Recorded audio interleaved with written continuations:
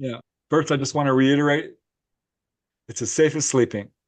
There's no dangers of getting possessed or going locked out of your body or getting lost or anything like that. You have a spirit guide, you're protected, there's a silver cord, you're fine. I would also say that there's only four obstacles to people doing this. One is plain ignorance. They don't know. You have no idea you can even do this.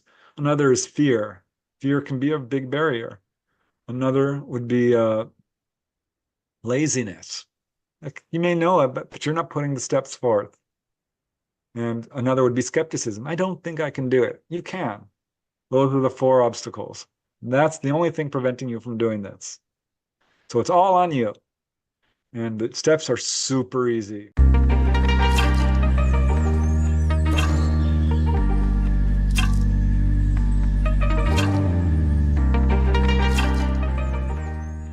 Hi, everyone. Thank you so much for joining us.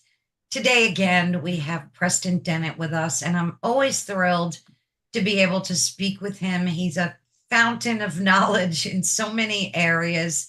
And just a little background on Preston.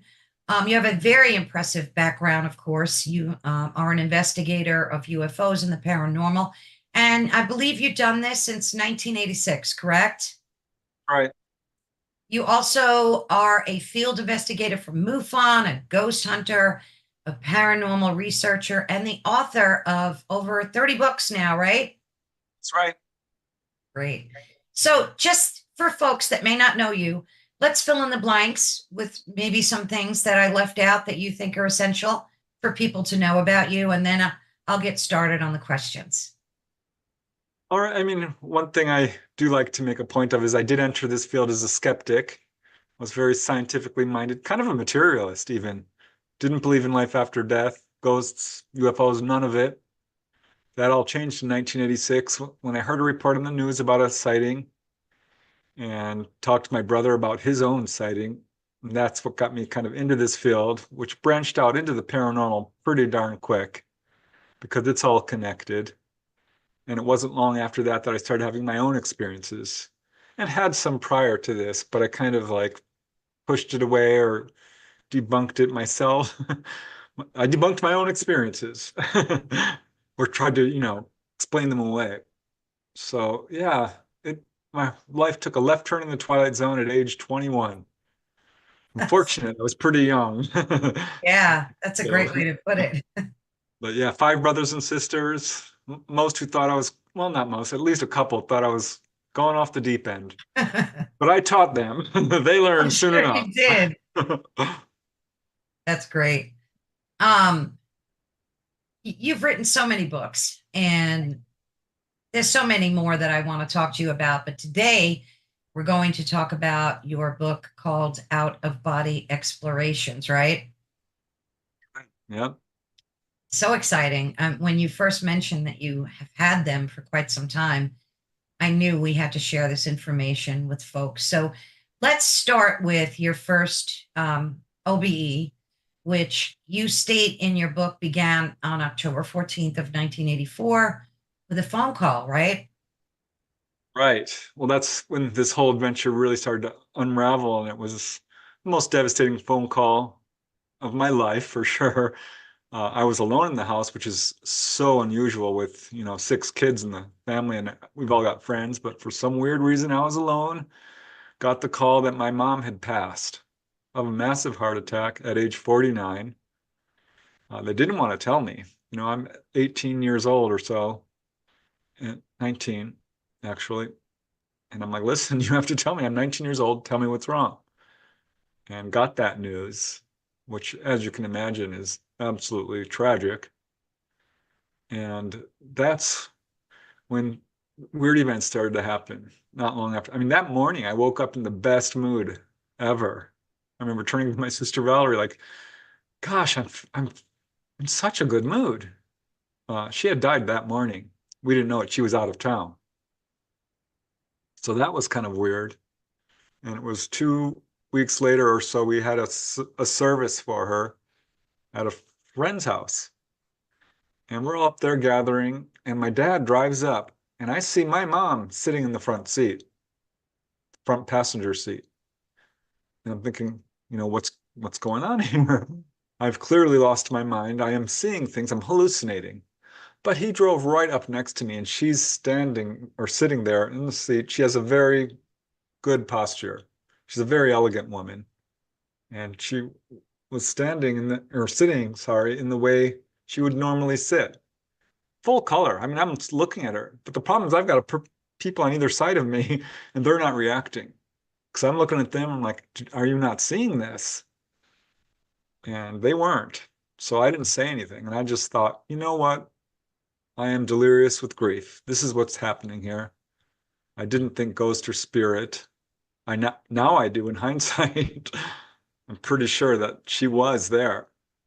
Uh, and that's following that. And the next year, 85 and 86, I started having these dreams where she would come into my room.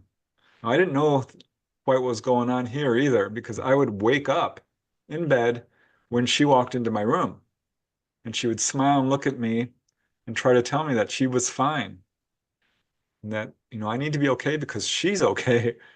And then I would wake up for real. So these were false awakenings. These were pretty lucid or even lucid dreams. But of course, I didn't believe in life after death. However, on some level, I knew for sure this was her. There's just something about the quality of a person's presence that when you're in their presence, you know. So I was kind of at a crossroads. I thought, well, either I'm going crazy or there is life after death. Something's going on here and I need to make up my mind. Because this happened over and over and over again.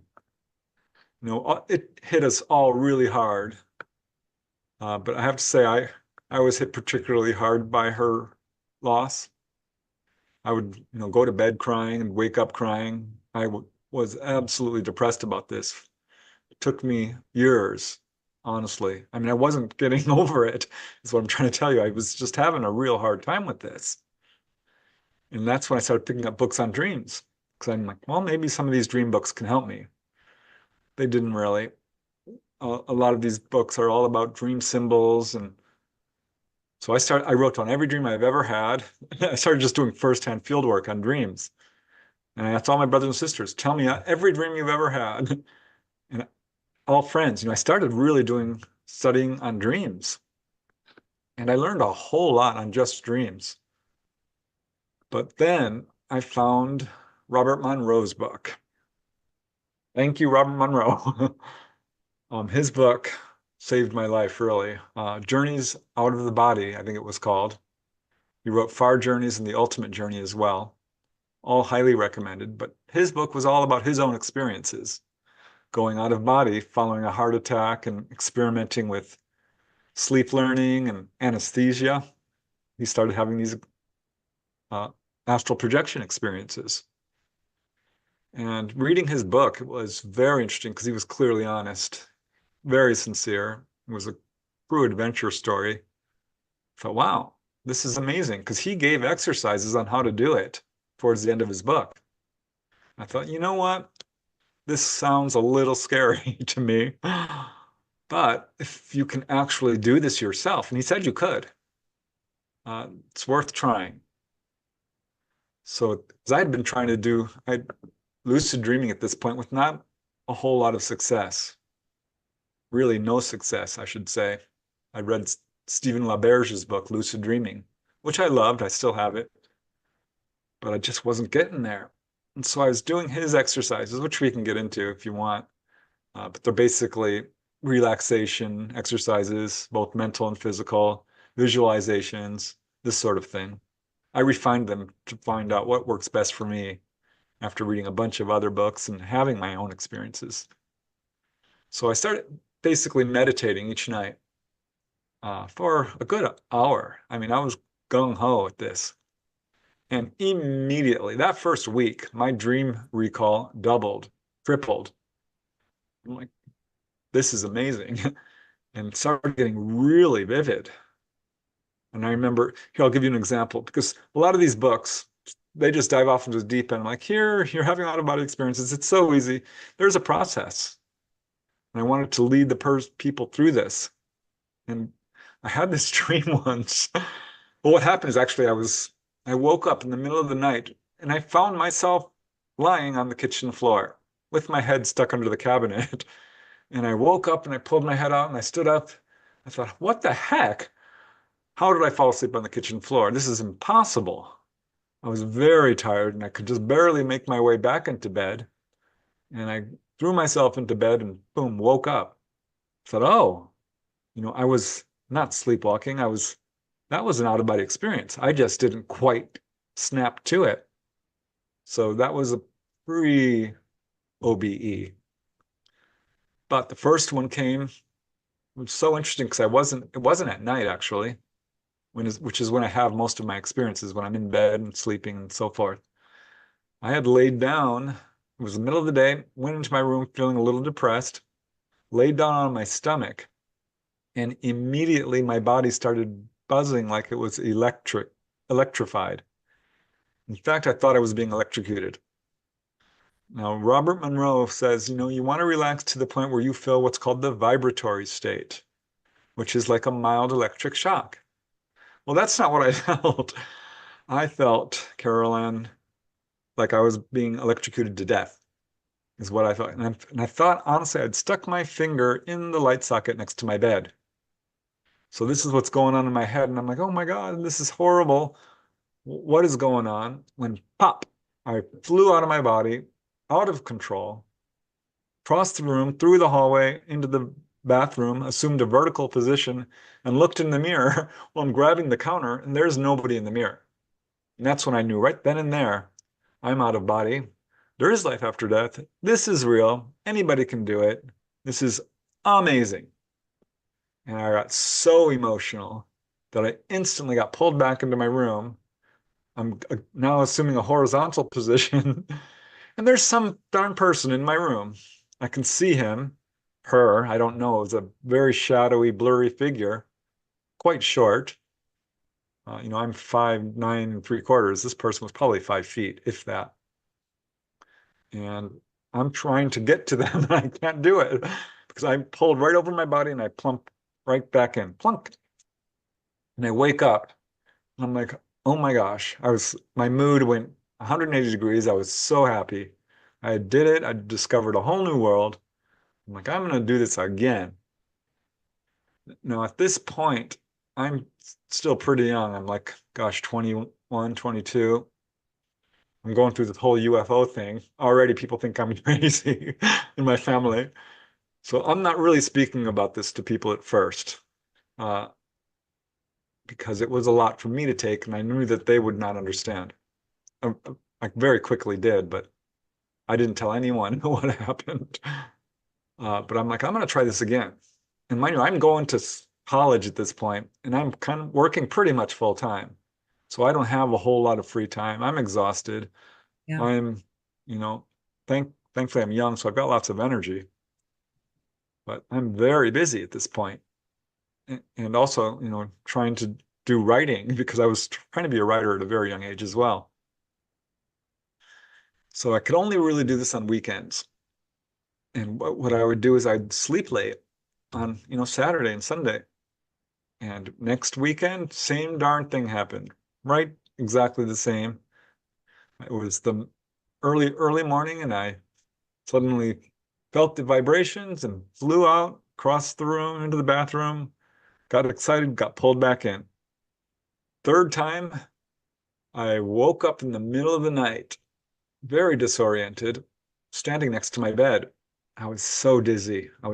Had major vertigo. I'm kind of just trying to orient myself. And finally, I calmed enough down. I'm like, okay, I'm awake. I'm standing next to my bed. And I look down in bed, and it's pretty dark, but you can see, enough. See that there I was under the covers. I'm like, oh no. And this time I wasn't excited. I was horrified because I thought I died. I thought I was dead. Yeah. And there's a kind of a cold dread that swept over me that I've never experienced before or since. I've never felt that kind of fear. It was magnified. And I was so afraid that I dove right back into my body. And it was so weird because it felt like I was a jello mold trying to squeeze in, and I'm putting my arms down my sleeves. Wow. Yeah, I'm trying to fit back into my body. Yeah. And I had to really kind of work my way in. And I did it, and it clicked, and I woke up, and I almost forgot that that had happened because I'm lying there like something just happened. What just happened? Why did I wake up? Because it was real quick. And then I did remember. I'm like, oh, okay. I wasn't afraid at this point because I had become convinced early on that there's no danger to this. This is not something you need to fear. And I learned quickly, we all do it every night. Uh, there's no danger of getting locked out or possessed or going too far out or Yeah. getting lost or all the things that are in some of these early books. Which are legitimate fears. Yeah, absolutely. I mean, are they? I don't have any good examples of any of that happening. And I've scoured the literature. I mean, I've got every book I can find on this subject. But certainly, yeah, those things did cross my mind because some Yeah. of the books do talk about this. Oh, yeah. So that's how it began for me. Those were the first three. And following that, I would do it pretty much every weekend. So you were in total control of when you decided to have this OBE. Kind of. I wouldn't say I could snap my fingers and go out, but I was doing the exercises enough that they were working. It took me a month and a half. That's all. Not even 2 months before I had my first OBE. And I wouldn't say was in complete control because I would pop out. And this went on for a whole year. This was so annoying. But don't get me wrong, it was absolute great fun. I'd pop out, I'd be like, yeah, I did it again. And get so happy that I go whoosh right back in. And I was having a dozen or more 1 to 5 second OBEs. Wow, And that's quick. That's, yeah, and it was frustrating because I didn't understand what was wrong. And I learned that it was my strong emotion that was pulling me back.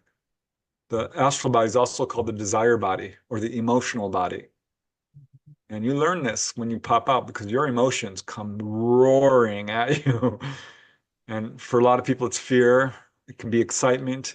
It can be lust. It can be hunger, gluttony. I mean, it can be laziness even. You can overcome with tiredness. It's really weird. These after, during, or before? during, During. yeah. So it's you you really get a sense of it once you do it. But Yeah. it's I wish someone had warned me a little bit that these really strong feelings would be coming at me so hard. I'm not an angry person. It takes a lot to get me super angry. Yeah, no, you But seem that way.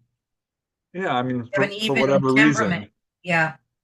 But I would pop out sometimes and I would get lividly angry. And this was a little bit later on. I'm jumping ahead because that first year was really just a matter of let's be calm. And finally, after I don't know how many tries it took me, 20, 50, Mm. I said, okay, calm down. You're good. Relax. What would you be angry at? Did you know? Or was it just an emotion? Just an emotion. I had Just an emotion. no reason to be angry. But once I got myself to where I could stay out a minute or two, I'm like, Yeah. okay. I would wake up and I'd be floating in the middle of my room like a spider, and I'd be like flapping my arms, and I couldn't move, and I was having a lot of trouble seeing.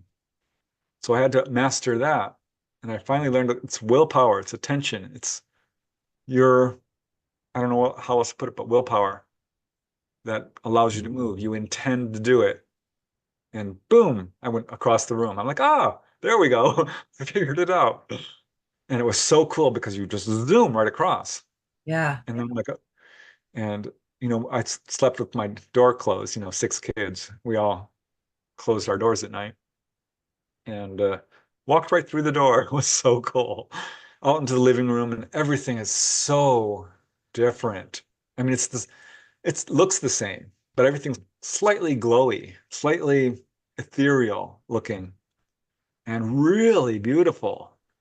And I would fly up through the roof of the house and I'd hover about 100 feet above, just soaking in this unbelievable beauty. I lived in a very rural area with lots of trees and Yeah. Yeah. plants. We had a eucalyptus tree, which was like 200 feet. Well, 100 feet. big, a huge tree. And I'd fly up to the level of that tree and just look down and kind of fly around the field behind the house and getting used to just doing it. I mean, I started in the house, then got the courage to go outside of the house and just went farther and farther and was able to lengthen my ability, sharpen my vision. I am slightly nearsighted, but out of body, you can see things so Wow. good. Did you It was set the intention for where you wanted to go before you went to sleep or during the experience? initially during the experience. I learned if you set the intention before, you're going to be far better off, far more successful, because it's a very delicate state of consciousness. And if you think it, it's going to direct you that way. Right, right. Yeah, that makes So sense. if you're very focused, it's very much like riding a bike or walking a tightrope, or learning it is like learning a guitar or something, learning a computer language. It takes effort. It's Sure. applied knowledge is all it is. Anyone can do it. You just have to know how to do it. Most people will have an OBE at least once or twice in their lives just spontaneously.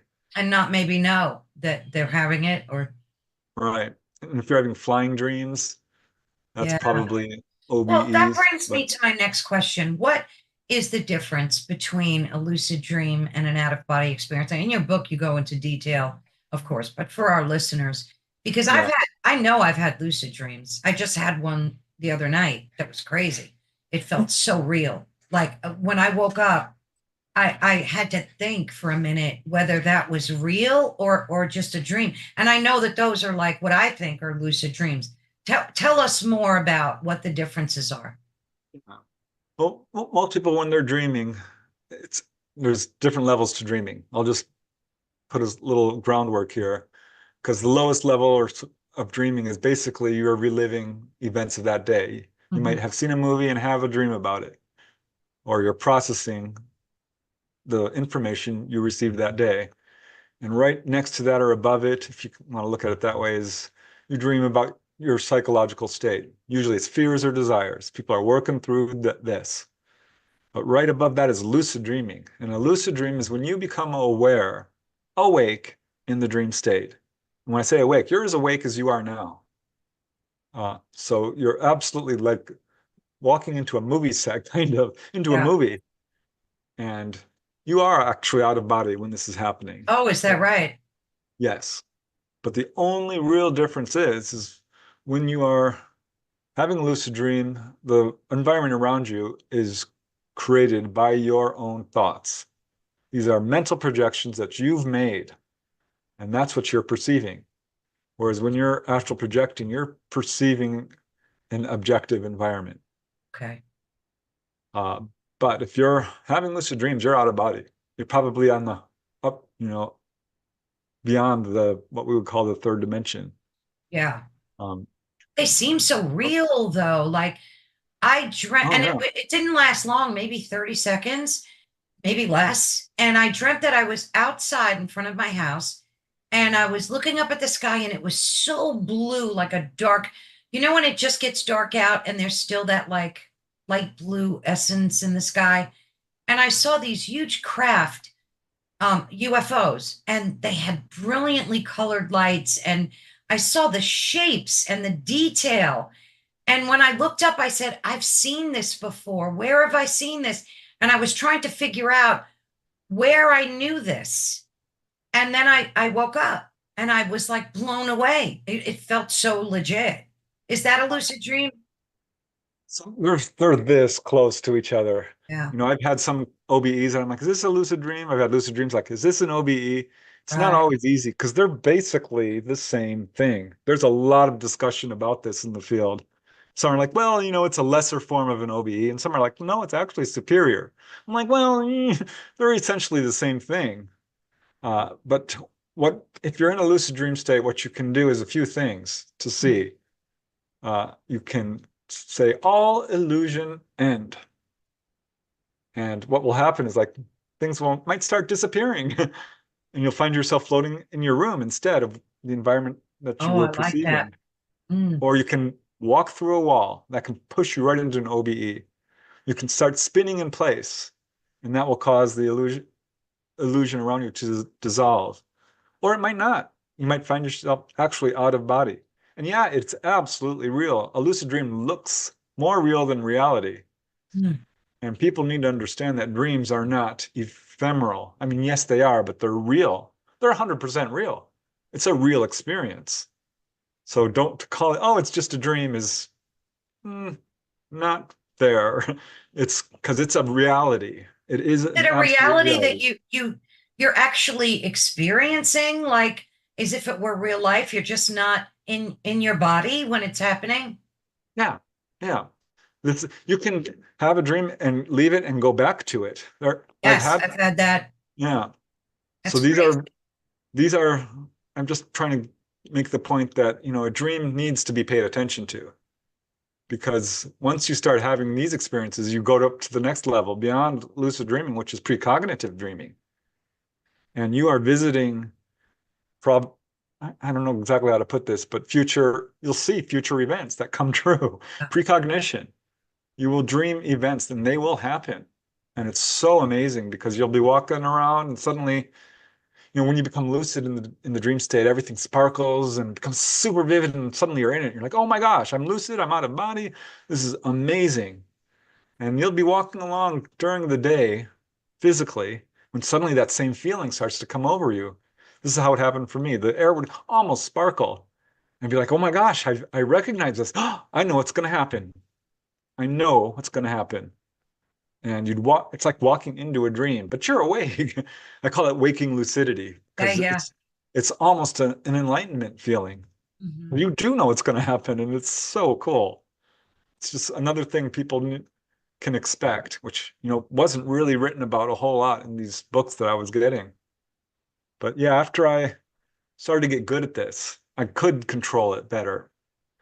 And I'm trying to get to the other side, because I want to see my mom. This is Yeah. why I did it. And it wasn't working. I would pop out of my body. I'd be like, Mom, Mom, Mom, Mom, Mom. I thought she was going to come right to me because I'm out of body. I'm halfway there. Where is she? I didn't understand it. I was exploring the physical world. And I would go to my family's house, my brother and his wife, and a friend's house. I went to a friend's house in San Diego. I'm in LA. He's in San Diego. I went right over the freeway, zoom, real fast, kind of almost teleported. There would be sometimes I'd be meandering along at 5 or 10 miles an hour. I'm like, this is not going to work because you have this weird little, I had this sort of hourglass in my head that this is how far I can last. This is how long I can maintain consciousness. Wow. Because it took me a while to lengthen this from a couple of minutes to an hour. I mean, there'd be times I was out all night. So cool. That was pretty rare. It's still rare. But it's absolutely doable. And also when you're in the beginning, you're like, gosh, is this a dream? You start to really question reality because it's a huge shift in your whole perception of your place in this universe. And I'm like, I need to prove this. I need to find a way to prove this is real. Even though I know it is, I need to prove it because I couldn't prove it to other people. I would I be was out of going to body. ask you that. Have you ever gone to like a friend's house and saw, this is just an example, that they had a yellow tea kettle on the stove and you've never really been in there or noticed it before, and then went to that friend's house and saw that? Like, have you ever done anything intentional like that? Yeah, that's exactly what I was trying to do. So I'd walk around my house, but the problem is I know my house. Right. Or my condo, I was living in a condo, and I would go to my brother's house. I know that house really well. I'd Sure. visit them weekly and I would say, well, is this or there? Well, and they'd be like, well, yeah, it is, but you know that. Well, and it was Right. true. Right. So, and it's hard to focus on really tiny detail. It was for me. Some people are really good at this, but finally, I'm in I'd moved out of the family home into Canoga Park, into a third-story condo in Canoga Park, California. And I was so good at it at this point, going out quite a bit. And hopped out and I'm flying around the condo and thinking, you know what, I need to prove. Well, no, what happened was I'm flying over the Cement River near my house, and I'm going down at not too far away from my house, but to a place I've never been before because it's off the road and you can't really get to it. Right. And this is a cement river. cement encased LA River. And I'm flying along and I stop because I'm shocked at what I see, which is there is a bank of soil on the base of this completely cemented river, and grass is growing. And there's bleached 7-Up cans and some bottles and some trash. I'm like, well, here we go. I am projecting because this can't be. This is a cement river. There shouldn't be any grass growing here. But I know exactly where this is. It's not too far away. I can drive here. So I'm like, I'm going to see this physically, see if this is real. So I quickly flew back and went into I float over the body and kind of sink into it.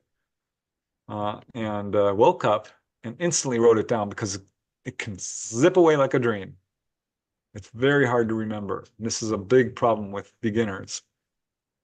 So I wrote it down and I got my cup of French coffee and I drank it, relishing I'm like, this is going to be fun. Got into my car and I drove there. It's a short distance. And I'm like, well, this is going to be hard because this is actually off the road and there's a fence and it's, it's city property. So I kind of, broke the law a little bit by climbing over this little fence. It was easy, but down this steep bank and I peered over the edge. I'm like, bingo, there it was. The bleached 7-Up cans, the Oh my bank of goodness. soil. I'm like, I knew this was real. I knew it. I knew it. I knew it. Here's my proof because I just needed to know. Of course. Even so, that's why I'm like, I'm giving up on this. I want to do more exciting things because I was trying all these experiments. I'd read about it in the books and be like, okay, well, they're doing this. Let's try this. I was trying to move objects.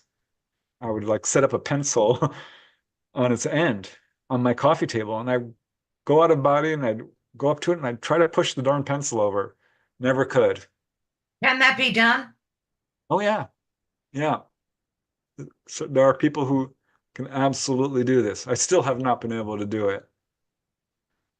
But I know a couple people who can and proved it to me as well, which we can get into. But Yeah, I'd love every to now hear and about then, that.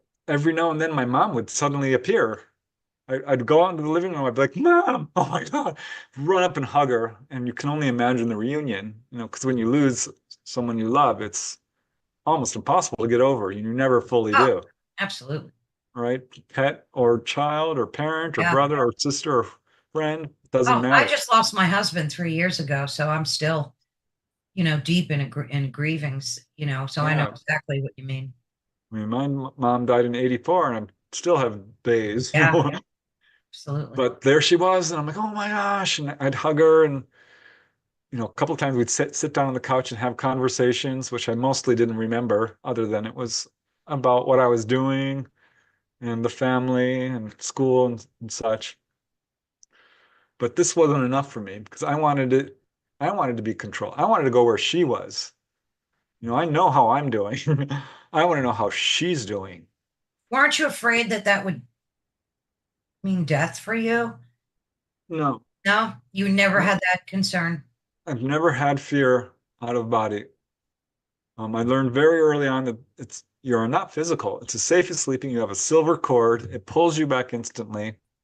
The real trouble is staying out, not getting back in. Getting out and staying out is difficult. You will be pulled back instantly if you have fear, any strong emotion. If you even so much as think about your body can pull you right back in. For whatever reason, I didn't have fear. I don't know exactly why, because some of the books tried to terrify you. Uh, I but mean, I've read some terrifying stories about people that have tried that and wasn't always good, but yeah, I mean, one time, you know, we had telephone wires near our house. I would always fly over them or under them. And reading these books, one guy says you can fly right through them. I'm like, I don't know. yeah. This is making me nervous. But one day I'm sitting there floating in front of them, like, let's do this. And I flew right through them. And boy, I got a jolt because What did you? it lit up. Yeah. It went and everything lit up. I'm like, oh, okay, I felt that. But I was fine. It didn't pull you back into your body. You still No, kept out. no, I was getting better and better at this. Yeah. And so one day, I'm out there flying around and just doing stuff and finding myself in strange places because you can fly just across the ocean if you want, and you come in for a landing, you're like, where am I? And I'd come for a landing, and it looked like France, honestly. Trying to figure, well, actually, here's what happened. I woke up, rushed out into my living room, and there was a woman there in my living room. Hmm. Beautiful black woman, young. And she's smiling at me, and I'm looking at her kind of side-eye. I'm like, I know this woman, but I don't. I don't know her, but she looks familiar. And so I rush up to her. I'm like, hey, who are you? And she smiles at me, very friendly, grabs my shoulders, spins me around, puts her hand on the small of my back, and pushes me through the wall. Kind of rude, Ah, I think. And I'm like, hey, I'm goodness. trying to get your names because it's not, a lot of people say, oh, I have a spirit guide and they guide me around and they do all this. Not me. I'm alone. Right. Took me a while to, she was a spirit guide for sure because of what happened next is I go through the wall and I find myself in this courtyard, which there's, a little metal fence and there's tables, a cafe. It looks like France. And I'm looking at it and I'm like, where is this? This is weird. And I fly up and I'm flying around. And that's when I remembered I want to see my mom. So I called out to her. I'm like, Mom, Mom, Mom, Mom, Mom, Mom, Mom, Mom. I was, I don't know, 50 times. I'm not going to give up. I'm like, come to me, come to me, come to me, come to me. And she did. And she floated down in front of me and she was young. I started losing my hair around 24 or so, pretty early. All my hair comes back. You should see. I get real buff even to this day. I look good. We all kind of age regress to the age we want to be. And she did too. I almost didn't recognize her. I mean, I did instantly, but I'm looking at her like, wow, you look just like Victoria, my sister. She had black hair. No, it was brown. It was shoulder length. She was very young. I'm like, Mom, look at you. And I grabbed her. We hugged. That was the best reunion ever. It was Hmm. so cool. I'm hugging her and I'm hugging her. And she's like, just wait. I got something to show you. Grabs me by the hand and we're flying along. And then boom, we're in this old Cadillac car flying through space. I'm like, oh, this is cool. I look at her and she's like, she was always kind of fun and mischievous and Yeah. she wasn't a practical joker so much, but she had a sense of humor. And she kind of looked at me and laughed.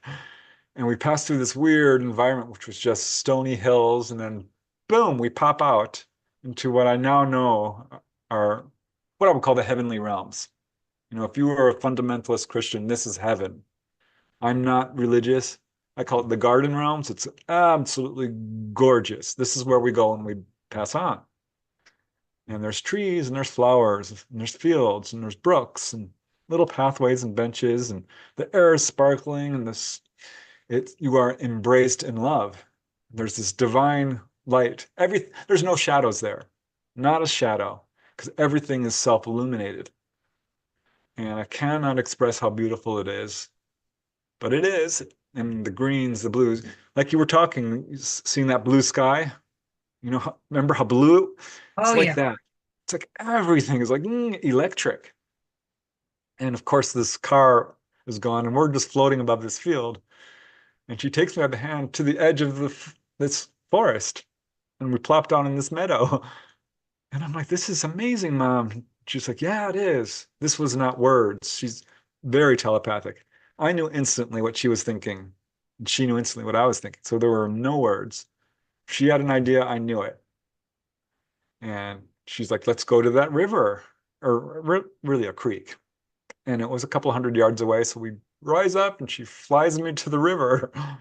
And we come down and she walks into it. So, Hmm. I'm sorry, a little creek, not a river. Yeah.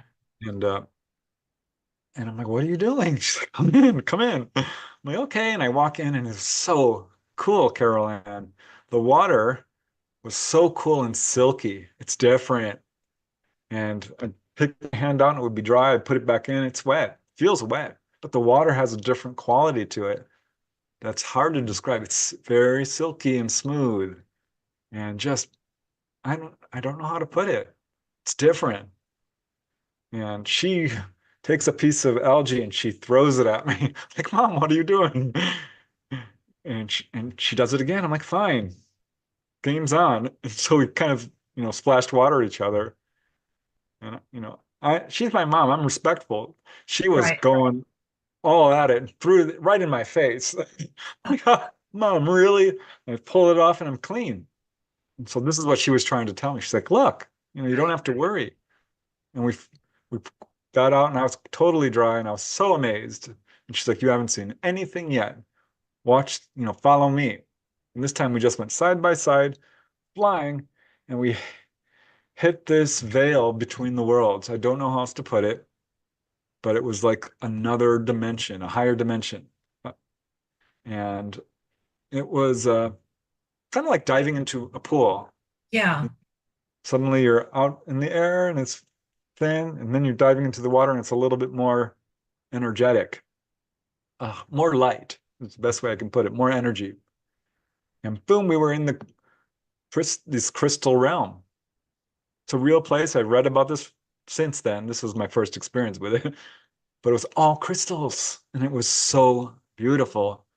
And we come in for a landing, and my mom's sitting on a crystal boulder with her characteristic erect posture. She's very elegant, like I said, really beautiful. She looks like Audrey Hepburn, kind of. She's a Oh, beautiful lady. yeah. It's very, and that's not just me saying it. She got a lot of compliments. She was a beautiful woman.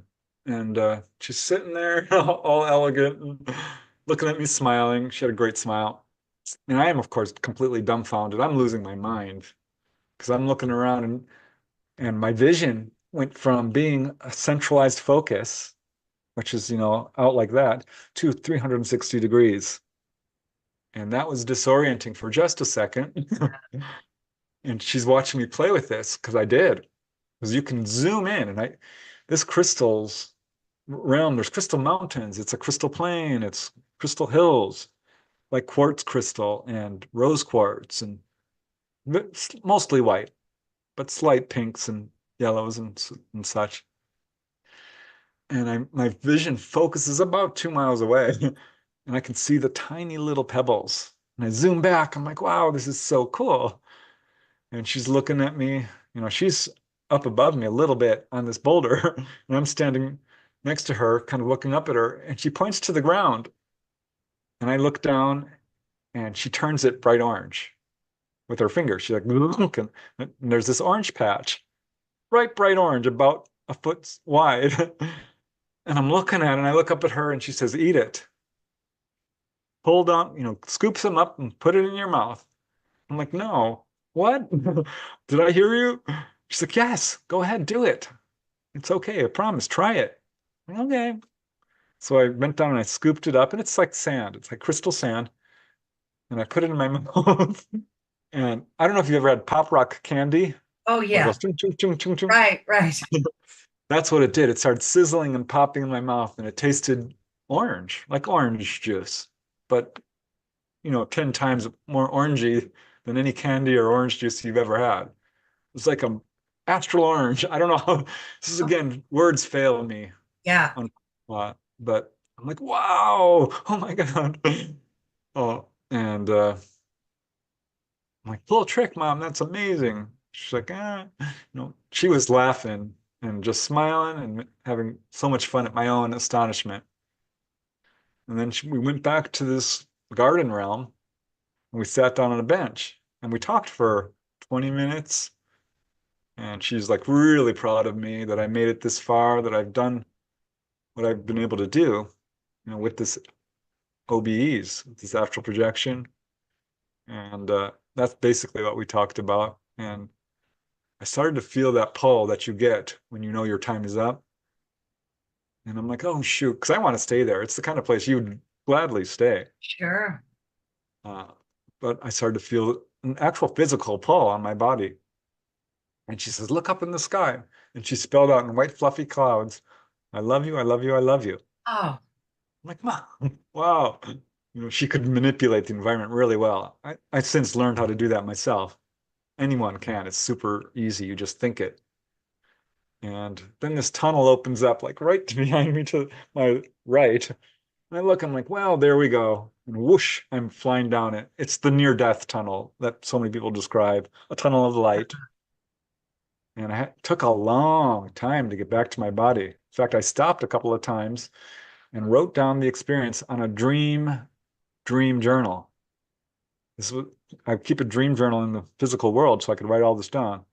But I'm keeping one on the astral planes too, because it helps you to remember. Yeah, So I wrote down, it's a dream journal, if that makes sense. And I had to do that a couple of times. Finally, I woke up. I'm like, am I actually in my bedroom? It took me a second. I'm like, yeah, I did it. I did it. And that was the first time of what would be hundreds, where I would go up there. And it's so weird, Caroline, because the whole family would be there. My dad, all my brothers and sisters. We'd be doing stuff. We'd come together. We'd sit at a table. And I'd look at my mom. I'd be like, gosh, you know, what's going on here? Because these were all my brothers and sisters who were still alive. right. And I would talk to them and they were like totally okay. Like, oh yeah, this is where we live normally. I would be up there so long. There would be times I'd completely forget I was alive on the physical world. I'd be like, oh, well, this is where I live. And then suddenly I'd get this feeling like something's pulling on me. What's happening? And I'd get Did you pulled ever back. ask your brothers and sisters or your dad if they had dreams like that? Would they remember? Yeah, they Yeah, weren't. A few times. I mean, my brother Stephen once had a dream with my mom and asked her, how are you? What's it like on over there? He's super skeptical. And she said, it's very much like here. It's just different. But, I started to get concerned about this. So I'm like, I would have this experience and I go back and I call my sister or my brother. I'm like, did you have a dream last night? Because I saw you there. We were on the astral planes and we're like, oh, stop talking about your OBEs. I don't believe in this stuff. That's what my brother would say. My sister would be like, oh, that's cool. No, I don't remember. So finally one day I'm like, I'm gonna confront this. Because my mom and she would share this special connection. Because I'd look at her, I'm like, all these people are asleep. They're mhm. subconscious astral is what Marilyn Hughes calls them. And we'd share a special bond because she'd look at me and know I'm going to remember. And all these other folks around us are like, dee, dee, dee. They're not remembering. They're not clicking to it. So finally, I confronted Stephen. I'm like, Stephen, do you realize you're out of body right now? He's my older brother, 3 years older than me. He's like, oh, yeah, yeah, I know. I'm like, oh, you do? Okay. I was confused because I wasn't sure you realized. He's like, no, no, I know we are. I'm like, oh, well, then you'll remember this. He's like, no, I'm not going to remember this. I'm like, but how can you say that? How can you say you won't remember if you're fully conscious right now? It's like, I just don't have that ability. I'm like, well, I'm doing it. If I can do it, you can. He's like, I'm not there yet.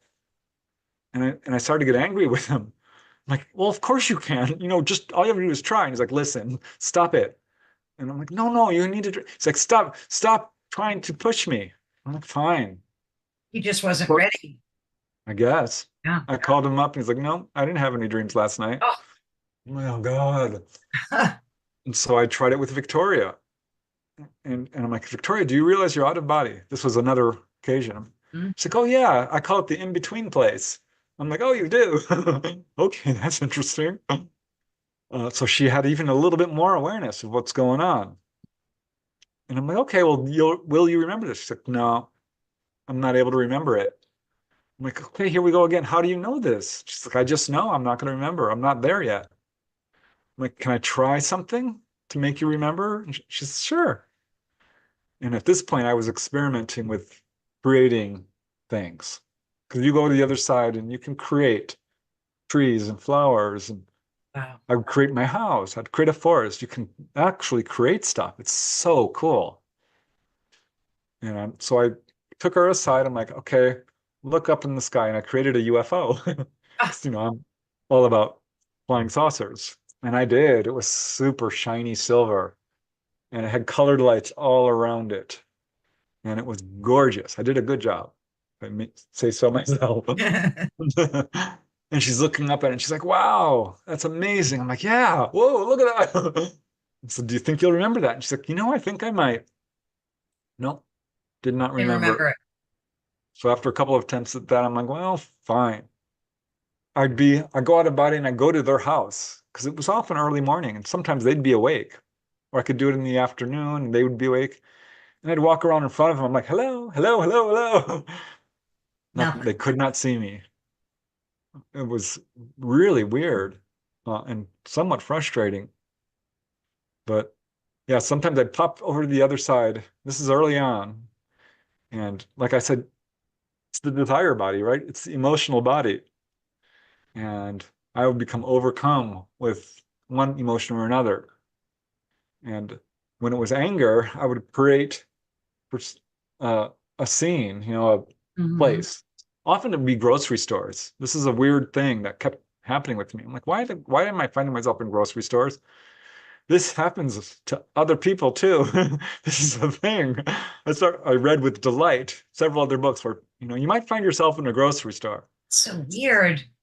Very weird. I don't know if it's the life force of all the food or what. I don't Yeah. know. But I would get so angry and I'd push the shelves over and I'd clean them and I'd throw things and and if someone came up to me, I'd shove them down. I'm like, I must be, Robert Monroe talked about this. He says sometimes when you're in the out of body state, you are technically psychotic because I think what you're dealing with is just repressed emotions. I don't know precisely what's going on, but there's an emotional feedback that can sort of escalate you into extreme emotions. And then I would become, I don't have an eating problem, a food problem. I started to recall past lives, and we can get into that. Yeah. In several of these past lives, I would die of starvation. So there Ah, was a little bit, I do keep food in my room, I do like food a lot because, you know, I don't like going hungry. I hate that feeling. do you think in a past life that that was something that you experienced? Yeah. Yeah, huh? So there So it was a was just little bit coming of, through. yeah. You'll find that when you do this work, we all have little phobias, little fears, Oh, yeah. inclinations, desires, eccentricities, foibles. We're drawn to certain things in our dress and our choice of food and our choice of music. And all of these are past life influences to a certain degree. Talents.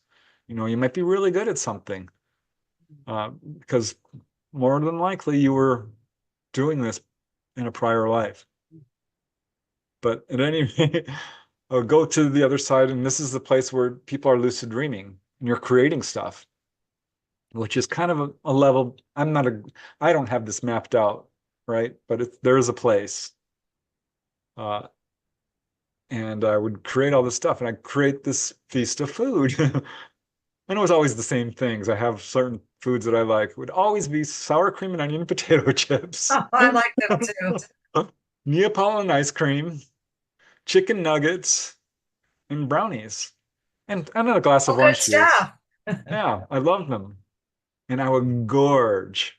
It was so funny because I could take a whole bag of potato chips and eat the whole thing. Ah, And they're crunchy and they taste good and it disappears right about here. do you It feel doesn't, satiated after you eat it, or is it not just so that you eat much. it now? No, not so much. You don't get full. No. In fact, sometimes I'd be drinking. I could not slake my thirst. I couldn't do it. And I'd just take brownie after brownie after brownie and chicken nuggets and I'm gorging on this food. Ice cream, it's funny. It's because I could scoop it up with my hand and it wasn't ice cold. It was subtle, subtly cool, but still really creamy and good. And yeah, it was not super satisfying, but it was fun because you could taste it and it had the Yeah. textures and Hey, it's a great way to beat the calories. it was so much fun. And Yeah. finally, I just kind of I grew past it. And I'm not going to get graphic in this part, but I was also a very lustful person. I read that in your, I was going to ask you about that. Tell And us. yeah, I go into detail in the book, into honestly embarrassing detail. But I figured, you know what? We're all human. We're all That's naked under our right. clothes. We all go through this. So why not? Let's just let it all hang out. And I would become overcome with lust. And, Patricia Garfield talked about this. Robert Monroe talked about this. Your, feelings of lust come real strong. And Robert Monroe would just abstain, right? He's like, I'm just not going to do it as long as I can, and he'd come back and do it with his wife or whatever. I couldn't abstain. I couldn't do it. So and some of these were, real people who I think were actual entities, and others were mental projections. And honestly, you can have fun with it because it's, fulfill any fantasy you have. You can fulfill it. And I had fun with it, and it was awesome, and I loved it. And Were you able after, to choose the person, like just by thinking of them? yeah, Yeah, wow. yeah, and I did. I'm not ashamed to say it. It was fun, and it's a great way to, do things that you couldn't normally do in real life. You would be considered um, a slut. Right, right. Which is, fine. I don't judge people. People, I encourage you to, if you really want to do this, go out of body and do this. I encourage you to work through your anger, work through your depression, work through your desires, your fears. If you confront them while you're in the physical realm, you'll have a lot easier time of this because they're going to come at you anyway. And it's a great place to work them out too. So I dealt with those three things mostly: gluttony, anger, and lust. The deadly sins. Right, We're right. all dealing with one, could be depression for someone. It could be Sure. greed, Yeah. whatever it is. And I worked through it and it was fine. And then I got to the more fun stuff because the real fun is on the upper realms. And our pets passed away, right? Max and Clyde, and I love them dearly. And one day I'm flying around and I get to this place where I know I meet people because it's very cloudy and white and featureless, kind of right above, I'm guessing, the garden realms. And this is where a person will go. It's like right next to the light that near-death experiencers talk about. And I'm there, I'm like, okay, I'm here. And my dog Maxine comes running up to me. I'm like, oh my gosh. Maxine was an old dog. She was very dignified. She would say, give me your paw, and maybe she would, maybe she wouldn't. She didn't really lick you unless, it was a special occasion. Right. And she comes running up to me and she jumps on me and she's licking me all over the place. I'm like, Maxine, wow, you're in a good mood. And yeah, over and over again, her son Clyde would come running up to me and we'd have a reunion. And this knocked me over. One time I'm there and she comes running up to me and she says, hi, Preston. Oh, Maxine, you can talk. I laughed so Was this hard. telepathic? Yeah, but I heard it out loud. Oh, you did. Oh yeah. Yeah, in her female voice. Did she Yeah. say anything else or No, just hi? no. But it's so wild because that's happened a number of times. And I'm reading books like crazy. And I finally found one. I'm like, okay, I'm not the only one who's experienced this. This is a thing. In fact, I have a dog right now, Duchess, and she's alive. But one day she came loping into my room, out of body, woke me up. And I'm out of body now too. And she says, my name is Duchess and I love you.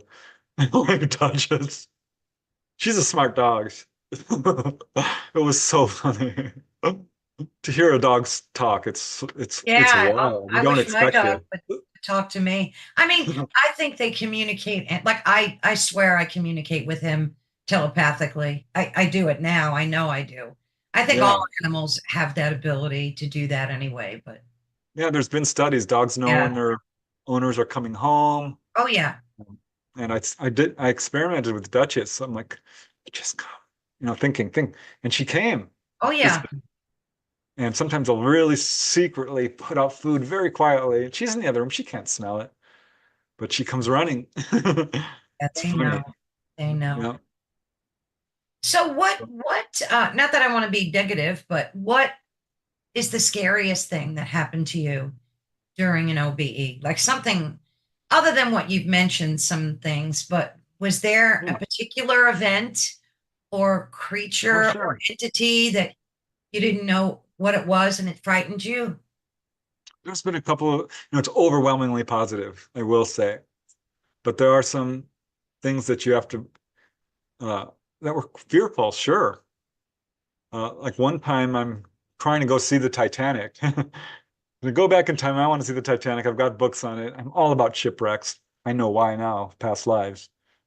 But so I'm going out of body. I'm going to the other side. I'm trying to get back in time, which is you can do, but it's not easy. And I was running out of time. And I'm looking down below me, and there's all these clouds. I'm like, okay, I'm really curious what's down there. Because I don't have time to get to where I'm going. I had about a minute left, I could tell. So I dove down through these clouds and I ended up in this field that looked like Africa to me. And it felt like it was back in time because the plants were huge. And I'm trying to orient myself in time and space. And I can't because it's a natural scene. I'm just looking around me and all of a sudden I see it's a lion. And it's a female and she's in pouncing position about 20, 40 feet from me, with her paws out and her eyes lock on mine. And I'm like, oh, shoot. Because she leaps towards me. And in one quick leap, her jaws are on my neck. And I'm like, no. That scared the living daylights out of me because I knew I'm about to get my, you know, head chomped off. And I quickly left. I mean, that drove me right back into my body. That was scary. And I think it was a past life. Oh, there's Duchess. She knows I'm talking Nice. about So good. it. Um, What do you think that, yeah, you think it was a past life that was just kind of coming through and yep, I do. Uh, Often what happens, because I started experimenting with past lives, I'm like, okay, let's go to a past life. And every single time I did it, I would be taken to the most emotional scene, the most traumatic scene in that lifetime, which was almost always the death scene. Not always, but your death scene? Like when yeah. oh, no kidding. And which is a thing, I found this out because you carry the trauma, and this can cause health problems Yeah, even, or right. phobias. I was taken back to the Holocaust, Ooh. and that was horrific because I was put on a bus. I was a 40-year-old Jewish man, and they took me off the bus and ran me at gunpoint in a line of people right up to this pit.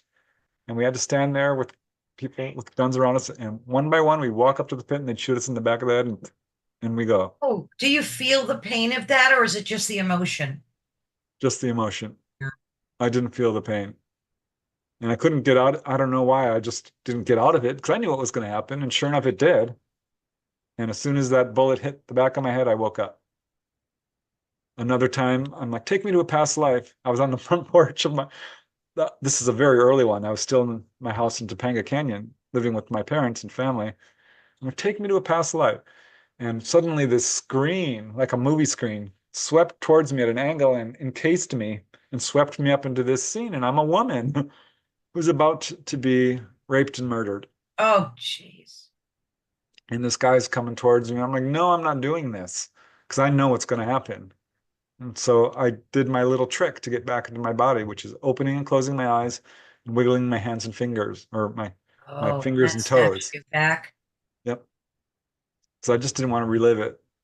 Once I was in the slavery times, I was this is one of the few that wasn't a death scene. I was a 15-year-old boy who had run away and got caught.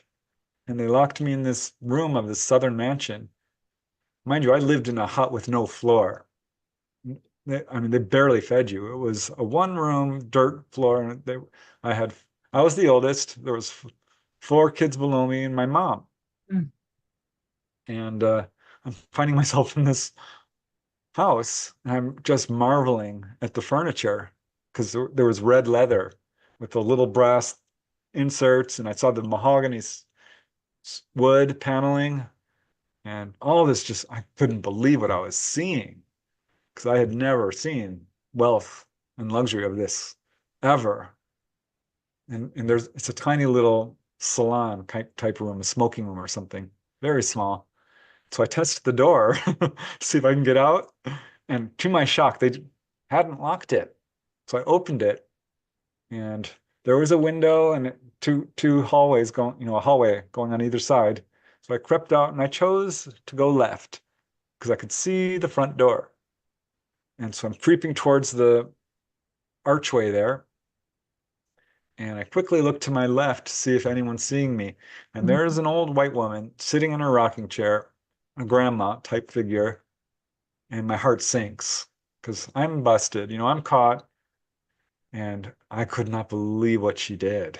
She smiled at me and she said, she went, go, go, pointing towards the door. And I looked at her with absolute, to this day, it makes me emotional. But I love this woman. I do, 'cause she let me go. And I ran, How did you ran, end up ran, ran. there, do you think, in that house? Excuse me, why did I end up there? How did you end up there? Like you said you were living in a hut, a Yeah, dirt. I don't know. I woke up finding myself basically being shoved into that room. That's how it started. Oh, And how it ended was me running and meeting my mom and seeing my little brothers and sisters. I was very tall, very lanky, but it was a very emotional scene. It's probably the yeah. biggest thing that happened in that lifetime. Another was a life as a Native American, where I was a 8-year-old boy, 7. And boy, they treated me like dirt. I was a dog to these people, the white folks. And I felt like a dog too, because, they treat you like that. Yeah. So I didn't like hanging out in this one street dirt town somewhere I don't know where. Uh, it was the Wild West era. I don't Yeah. know precisely when, but if I were to go to that town, I would recognize it. Uh, That detailed, huh? oh yeah. And I left because I didn't like the way I felt when I was around these people. And I went to meet this medicine man, or he's a Native American elder who was taking us on a spirit quest. Mhm. Me and my 2 companions were all 7-year-old boys, 8, and we had to track him. He gave us all these little tests, and the final test was to climb up this cliff with a knapsack filled with rocks on your back. And I did it last. I let the other 2 go first. I'll never forget this cliff either. I don't like cliffs to this day. I don't.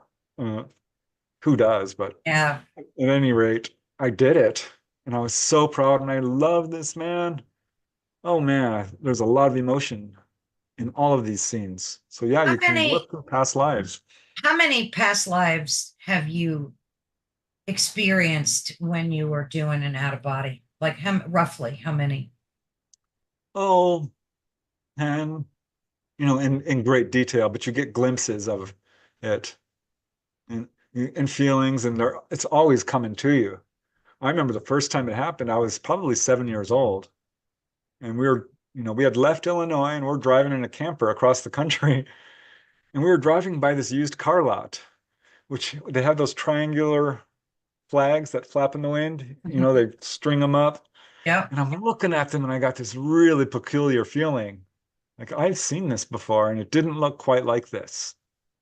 And I'm staring at them and whatever it did, it gave me this wonderful feeling, but very eerie, very past lifey. And I didn't recognize it, but I felt like this unbelievable sense of wisdom and different, a different time. I mean, I can't put this into words precisely what I felt, but it really impressed me. And then one day I'm watching TV and it's these guys on Mount Everest, climbing Mount Everest at base camp. And there was a string of Tibetan Uh, prayer flags. oh, And I'm like, oh, start crying. Like that's it. And this past life kind of comes to me where I had been taught, and this is how I think I got a little bit of a leg up in OBEs, because I was taught by this monk guy, a Tibetan Buddhist monk, and with this group of other young men in his hut, we would all sit around and he would teach us, by just talking. I would sit next to him whenever I could. I loved this man. He was funny, and I would burst into laughter, and all the other students would be like, "Shut up! Why aren't you taking this seriously? This guy is a crack up. What are you talking?" He liked me too. I was, I've always been unfiltered, you that's know. great. But I'll never forget that. That memory came back. Every now and then you'll see a certain slant of light, a hill, a tree, a flower, and you get these scenes. It's like, Yeah. gosh, I was a Norwegian peasant, Middle Ages, and up in That the just sounds so authentic because anytime you see people talk about or hear people talk about past lives, they were always a princess in Egypt or, somebody great. So yours sounds so real, everyday life, that it sounds authentic. yeah, funny. In grade school, they taught us about the Australian Aborigines. That again, I had a real strong emotional reaction to that.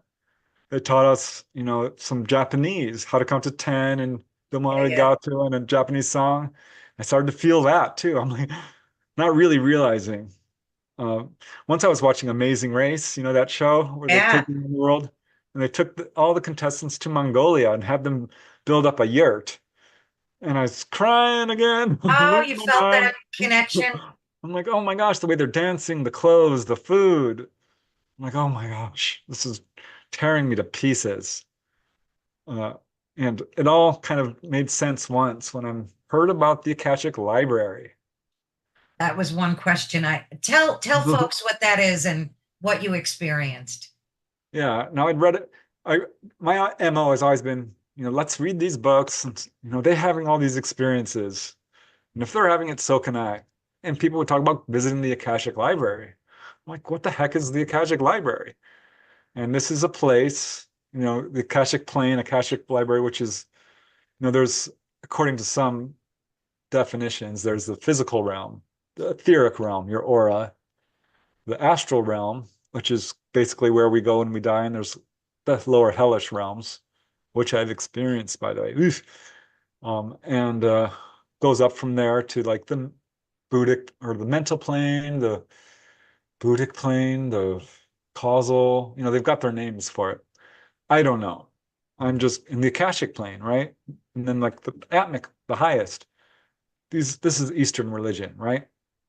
But there's supposedly a plane or a dimension called the Akashic realm, the Akashic library. And Sylvia Brown talked about this. She had a little picture in her book. It looked like the Capitol building. I hadn't seen that at this point. But I'm like, okay, let's go to the Akashic library. Because some of these books, they don't really describe it. They're like, I just went there and blah, blah, and it's very brief in detail. And so one day I'm like, let's go to the Akashic library. I learned how to do this. So you set your intention and you don't say, I want to go there. You say, I go there now. You set the intention and you use willpower. So I did that and I went, oh, bam, right up against a black wall. I'm like, well, there's no way past this. What is going on here? And I'm beating against it. I'm like, let me in. This is, I want to get to the Akashic plane. And I'm clawing. Finally, I clawed this little opening into it, a pinhole. And this beautiful divine light, silvery divine light, hits me. I'm like, oh my gosh, this is so beautiful. And I squeezed my way through it. And it filtered out every negative emotion in me. It was so cool because you don't know it. You may think you're pretty evolved, but we all have hangups. We really do. And I left it all behind me, and I was like, wow, I didn't realize I was, had that much dirt inside me. And popped out, and it's so bright and so energetic. All the colors were washed out. You could kind of see the colors, but it was so bright and so much energy. I was having difficulty maintaining consciousness. I saw my mom there. Oh my gosh. Wow. And then I turned to my right and I saw right over a river, behind a river, the Akashic Library, looking very much like the Capitol building in the United States, and big. And I didn't feel worthy, and I lost consciousness. Then I woke up. So I went back, and it was easier. And they're like, "Okay, you're ready now." And I'm like, "Mom, can you come with me?" She's like, "No, no, no. You need to go alone." And there was a guide who I didn't see well, but he guided me. He was by my side, left, I think, took me across this bridge right up to the porch where all these pillars are. And I'm stopping because these pillars are made of rose quartz and they're translucent and they're emitting light. And I was happy to just stop there and sit on the steps and look at the pillar, look at the wall, and I would be happy there for the rest of my life. And he's like, no, no, no, no, we need to go on. I'm like, no, I want to stop. He's like, fine, let's go inside. And it was this big door. And we walk inside and turn right down this corridor, and there's all these rooms. And I'm passing by them. I can't really see in them till we, 3 doors down or so. We turn to the right, and I'm in this little room about the size of a living room. And there are what look like windows or screens, two or three on each wall. And he turns to the wall on the right and says, look at that screen. So I stepped up to it and I looked at it. And suddenly I saw a man there. And I think it was a black man. I'm like, oh, wow. And I knew instantly that was a past life. And then it was a woman, an older woman. And then it was a child. And then boom, it started going like a deck of cards. All these people of all shapes and sizes and ages and dresses and so fast I could not absorb it. But the message was 100% clear. Like this is you, these are your past lives. And it was so cool because there was a bunch. There must have been 100 or more. I couldn't tell you. It was a lot. And then it stops on this one, and it's this beautiful man. And he's bald and he's got these silver eyes, which are almost glowing. He's wearing a robe. And I've since met people who are, quote, enlightened masters. He was, and he was me. This guy was me in my future, perhaps. This is my perception. And he Mhm. steps out of the screen. I'm now face to face with him, and I am so overwhelmed. I'm like, oh my gosh, this is me. But it's not because it's someone else. But it is me. And so I'm like, oh, so overwhelmed. I actually did kneel down. And I wasn't going to kiss his feet, but I wanted to. I did. And of course, he was having none of that. Uh, but I'm like, I'm not worthy, I'm not worthy, I'm not worthy, kind of feeling. Yeah, And it was just so cool. It was so cool. I loved it, loved it, loved it, loved it. And it was really overwhelming, and I got pulled back. good. So how many times you went twice then there, or have Yeah, you gone? Yeah, no, haven't been there since because there's a big long list of things to do. yeah. And every 5 years or so, someone you love dies. Well, not, but it's gosh, it's happened enough. I lost my father, and then I lost my brother, and then I lost, first my yeah, I lost my father, my best friend of alcoholism, Oh, my brother of alcoholism, yeah. lost a nephew, recently lost a brother. Oh no, I'm so People sorry. die, and that becomes sort of the top of the list Yeah, to explore. Like with my dad, it took years, but with my friend Roger, he died of alcoholism. It was tragic. His family couldn't stop him. None of us could stop him.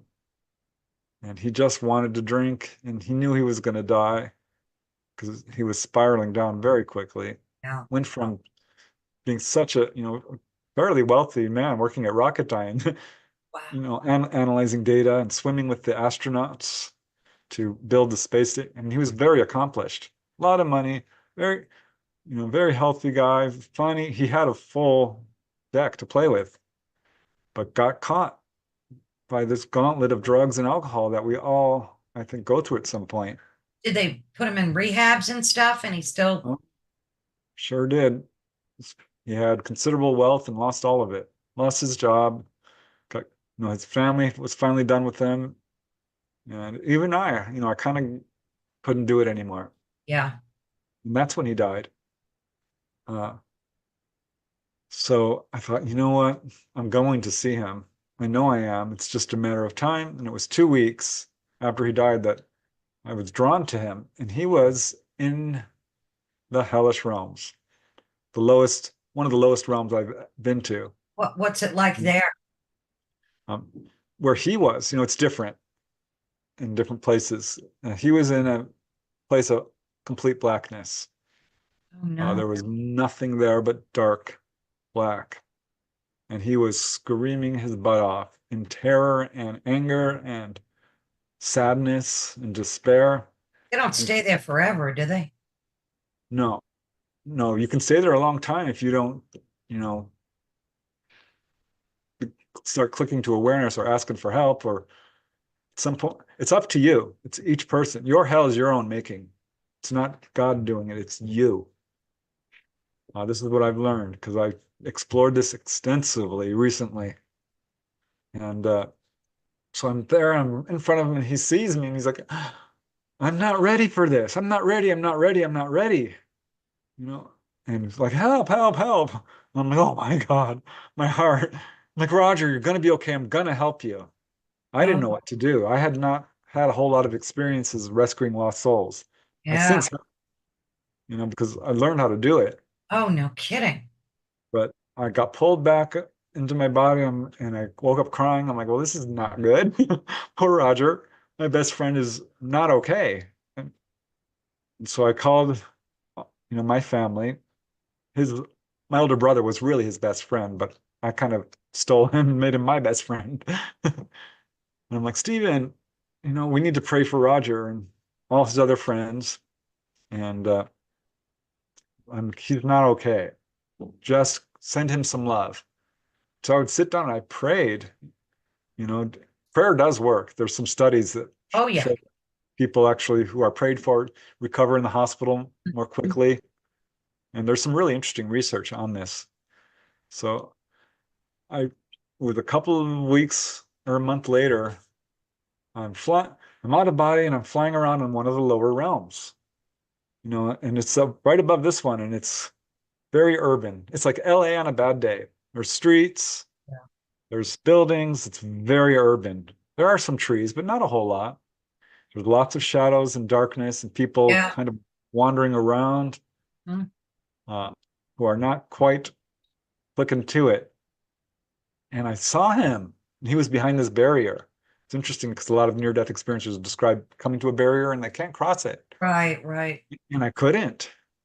And I'm like, Roger. And he's like, Preston. And he spoke audibly, telepathically in my head. I love you, Preston. Thanks for all the love bombs. Oh, wow. And I'm like, Roger, you're welcome. How are you doing? He's like, I'm okay. And I tried to get to them when this nasty guy appeared, created a car, and tried to run me over. Oh, I'm my goodness. like, dude, what are you doing? Because I can fly. I know how to do levitate on the other side. Yeah, And a lot of people don't. And I'm teaching them how to do it. And it's always, they're looking at me like, how are you flying? I'm like, see, what you can, it's a natural ability on the other side. But it depends on what level you're at. And this is a right. lower realm. So this guy chases me around for a good 10, 15 minutes until I'm like, I'm done. Because I couldn't get to Roger. This guy would not let me get to him because he was an ass. And finally, I just left. And it was sometime later, so a few months, I made it to the garden realm and I'm looking for Roger. And I found him in a hospital and they wouldn't let me see him.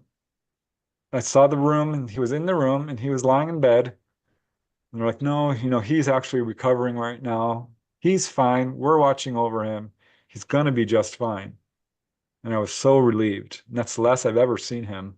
Oh, did he put himself there? Is that a place he chose to design? I don't think so. No, there because I saw my brother there later. It was different. It wasn't the same exact room or building, but there are what we would call rehab centers or hospitals. Because some people get torn up by living on Earth and they come, they die and they're not okay. Yeah. They're in a state of despair or whatever.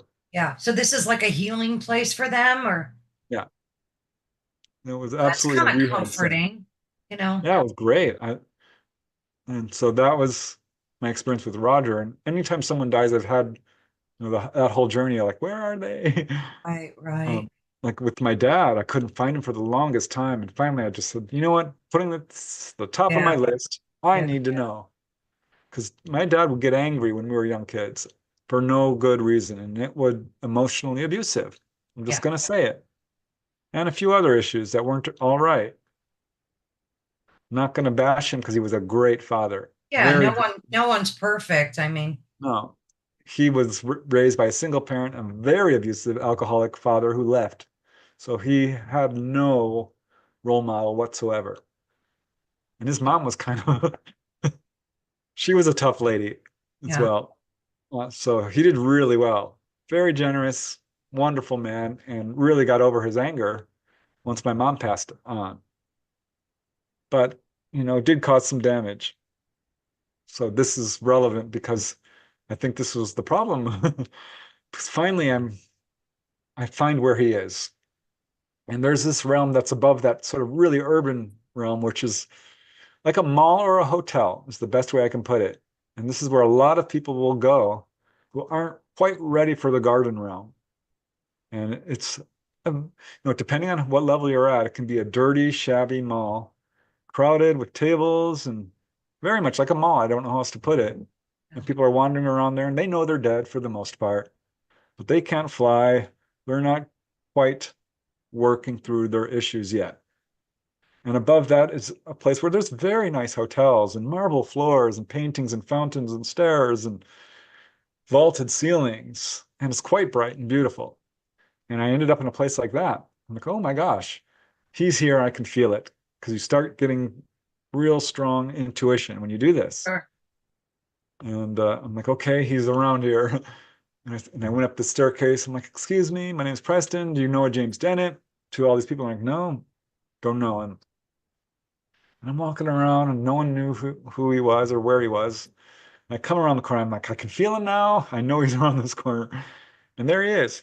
He's sitting in a little cafeteria setting with 3 or 4 other guys. And I rush up to him and he's shocked to see me and not that happy about it. And he looks old, which shocked me because I'm expecting you to, look a little younger. But he looked like he did when he died. And stupid me, unfiltered, not meaning to hurt his feelings. I sometimes hurt people's feelings by being too truthful. And they don't understand I actually do love you. I really do. And I'm like, Dad, you look so old. I regret saying that because he's like, thanks. I'm like, oh shoot, I'm sorry. I just wanted to talk to you. And he looks away. And I'm like, Dad, I want to talk to you. And he looks the other direction. I'm like, Dad, look at me when I'm talking to you. Which is what he used to say to me. And that was probably not a good idea because he got angry and one of his friends got up and ushered me away. Said, no, no, he's not ready to talk to you. And I couldn't get back to him for the longest time. And another time, I pop out of body and I fly to the other side and I'm in this little room. My mom appears. My mom's evolving without me on the other side to a different person. She's becoming very task oriented, very elevated, very busy. And she taught me love. My dad taught me power and self-worth, but she taught me love. So I'm like, and she pops in the room in front of me. Her hair's real short. And she looks like, she's 25. I'm like, Mom, how are you? Is everything okay? And she said, no, it's not. And I'm like, oh, because that's not what you expect to hear when you're on the other side. And suddenly this tunnel opens up and this guy comes plopping through into a chair and he's completely disoriented and he's real young. And I'm looking at him, I'm like, gosh, I think I know this guy, but I can't, recognize him. I'm looking at him, and she's trying to wake him up. And then I realized, oh my God, that's my dad. That's my dad, looking like he was when he's 18 years old. And that was too much for me. And I got pulled back. And that's less, I've seen him because there's always so much to do. Yeah. But boy, it's so cool because I did learn how to rescue lost souls at some point, and that became a whole thing. And going to healing temple, visiting enlightened Yeah, you masters. mentioned that there's healing too. Well, actually, in your book, you said that people can heal themselves. Am I right? Yes. Bring an OBE, that there are healings that take place. Yeah, it's really interesting because we all, at some point or another, suffer from ill health. I mean, it's possible to Right, go through your whole life and be healthy and then die of old age. But right, how often does that happen? People usually go through one issue or another. right, right. And it's really interesting because Robert Monroe, he was suffering from this terrible pain in his hip, went out of body, taken to a past life and realized he had been struck by a spear. And that's where this issue was Oh, coming so from. it was like a residual pain from a past life. Yeah.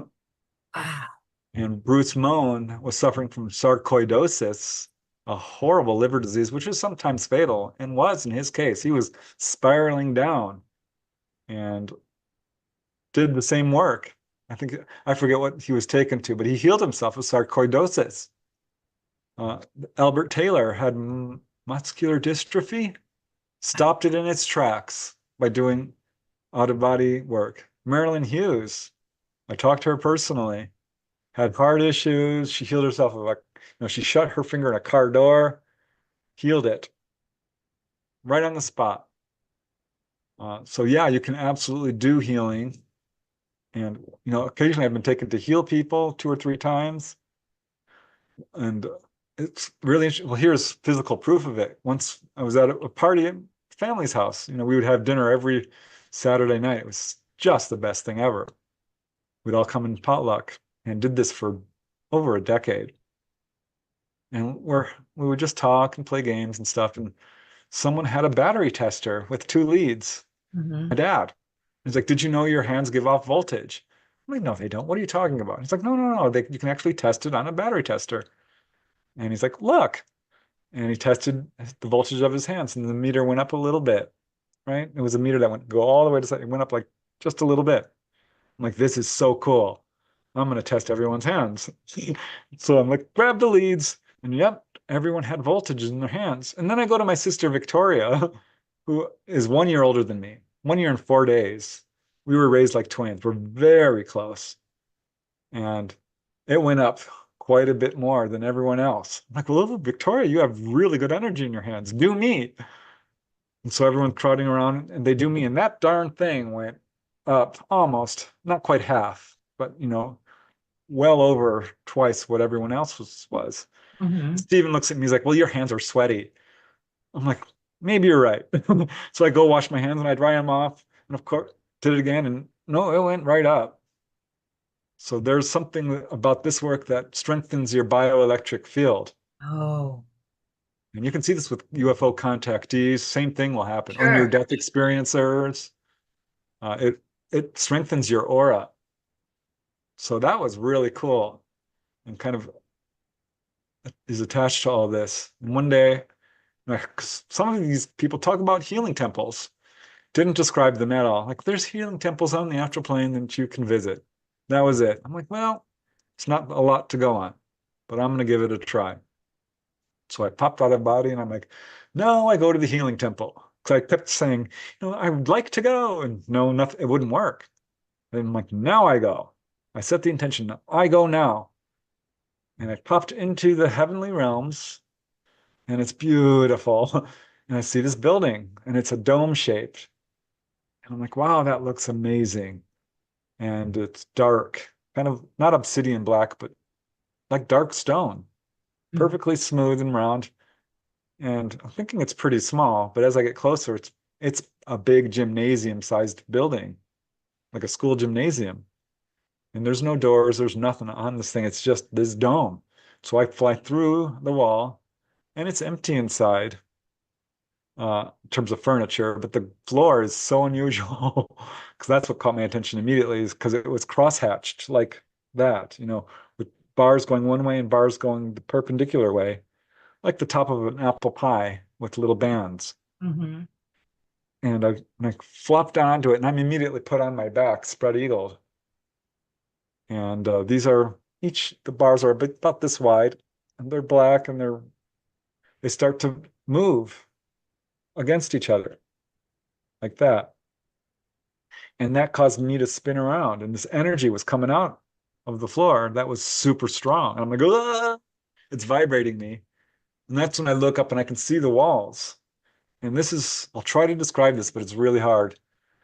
Um, I don't know how to describe this. It's like iron filigree on super intricately carved. Like a colander has little holes in it? Yes. It was like that, but these were beautiful designs. And this divine light was coming through these little holes designs, and they were layered. And they were also moving against each other. So they would create different designs, and different light would come out at you. And it was exquisitely beautiful. You could not build this on Earth. There's just no way. Yeah. And it was so beautiful that I started crying. And, I mean, it was too beautiful for me to even absorb or sustain, because I start to get this feeling again, like I'm not worthy, or I don't know how to put this, but it was achingly beautiful. That's a good word, achingly beautiful. It hurt. It was so beautiful. And I'm just staring at it, tears, pouring out of my eyes. And as I'm whirling around very slowly, not whirling, but just slowly rotating, Mhm. as these things are going and sending this light down on me. Finally, it just got to be too much energy for me. And I woke up, and darned if I should have tried to levitate, because I bet I could have. I was walking on air. I'd been a little bit burned out from a job that I was not enjoying, and traffic that was brutal. An Uh, hour to go 14 miles through LA traffic. oh, And people are running through red lights, and they're cutting you off, and they're cursing you and driving on the sidewalks, and they're nasty, nasty people. a lot of them. So yeah, and work was not, I was having a hard time with, at work as well. So I was just burnt out. And I'm like, I don't care. Y'all can do what you want. I'm good now. For a couple of weeks, I was just walking on sunshine. It was great. Haven't been there since. I was just going to ask you. So you went there once and that was that. Yeah. I mean, I want to go back, don't get me wrong, but there's always something to do. I'm like, I want to see an enlightened master, because people would talk about, oh, there's these beautiful enlightened people. Like, I'm not sure if I've ever, I haven't seen that. Didn't And you tell me once in a previous conversation that you felt something grab your ankle and it seemed to be yeah, that's right. That was another negative. a Well, not, suction cup kind of thing? yeah, I was trying to get to the other side. And there's this sort of fuzzy, cloudy realm where you leave the third dimension and you go, well, I don't know what, I'm using that word loosely. You're leaving Earth, this dimension, and you're going up to the next astral plane, right? To the other side. Yeah, And it's very cloudy, right? right. And then you hit this realm, and like I said, it's like diving into water, but it's diving into a greater energy field, Mhm. or kind of how it feels. And I was not quite there. I was just about.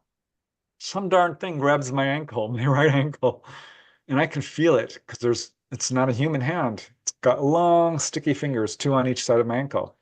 I'm like, ugh, and it stopped me in my tracks, because I'm booking along pretty fast, and boom, I can't move. Something's got a hold of me, and I don't like it. And I'm not scared so much as I know this is not okay. Right. So I reached down, I'm like, ugh, this is not even human, which I kind of knew because it had four fingers.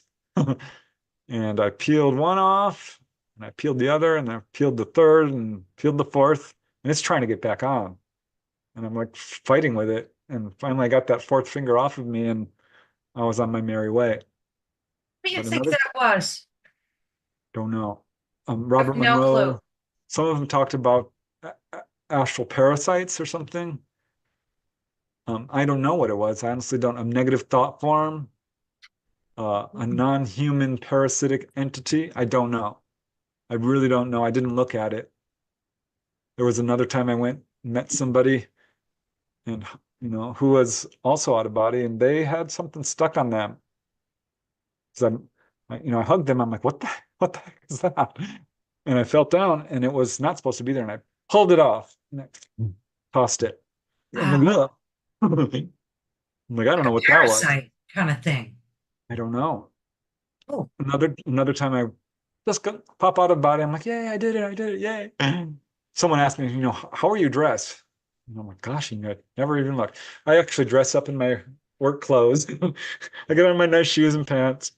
Though some people, sometimes I'm wearing pretty much nothing except my underwear. But and one time I'm finally, what? And I undressed and I inspected my whole body. I'm like, I'm good. Everything's there. And it's supposed to be there. And your hands are unblemished. It's really cool. Robert Bruce said, if you stare at your hands, they'll disappear. I'm like, no, they won't. I've done this. Let's try it. And sure enough, he was right. And they just melted, and I became an orb. I'm like, oh, it's because that's your true, you're not necessarily a humanoid on the other side. We'll take that form because that's what we're used to. Sure. But one time I popped out of body and I was walking around the living room and I'm like, I don't know what to do. I hadn't really made a plan. It just, because a lot of this is spontaneous. It just suddenly you're out. Right, right. And I walked through the front door and I'm standing on my porch in Reseda at very, very early morning. It's still dark.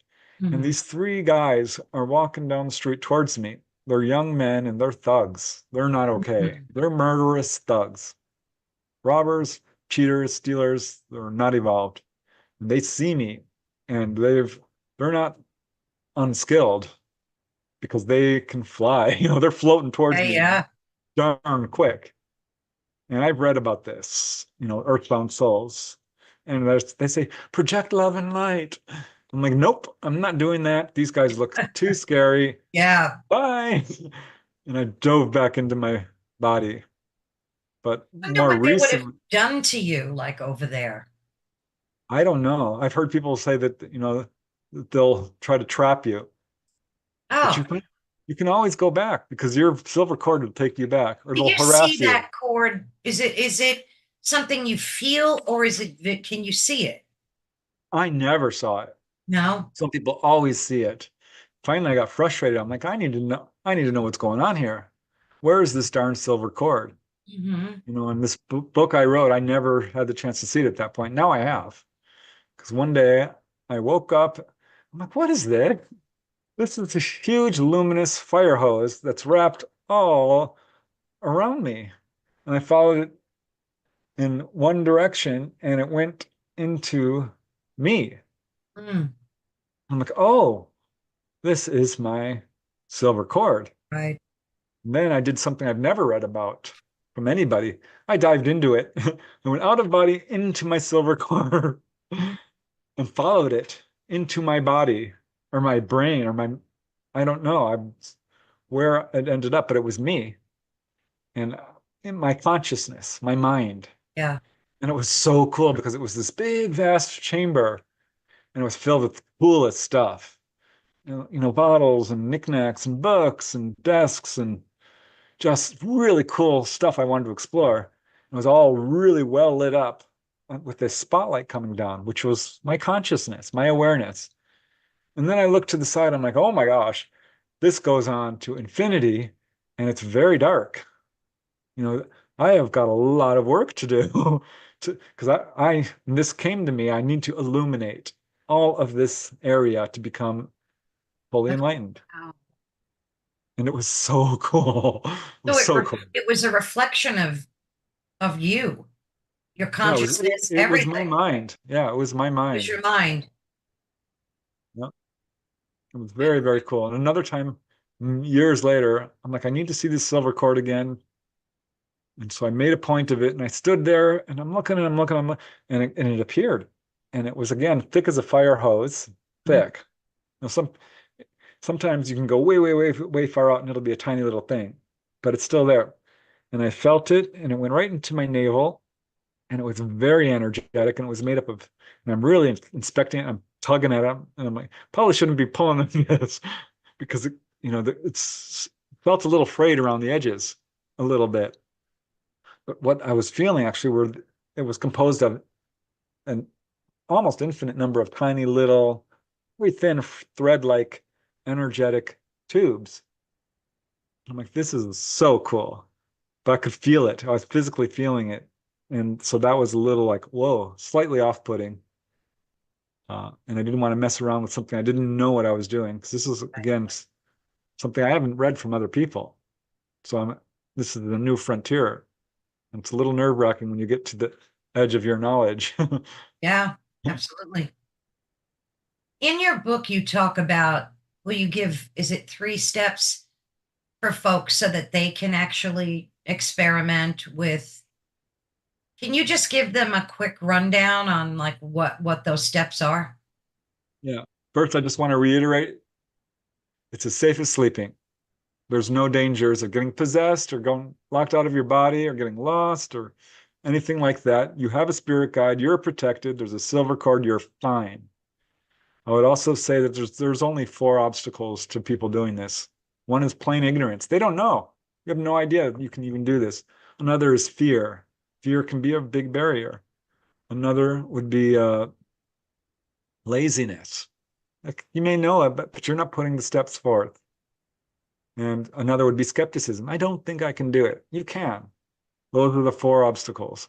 That's the only thing preventing you from doing this. So it's all on you. And the steps are super easy. And one is physical relaxation. And this is a big step, and this is where a lot of people fail because we're never fully relaxed. People sleep and they're grinding their teeth and their fists are bunched and they're tossing and turning. It takes 20 minutes to relax all your muscle groups.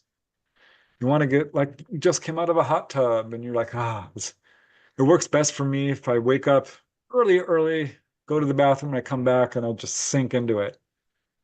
So you want to physically relax till you feel heaviness or lightness or movement or numbness or vertigo even. So sensation.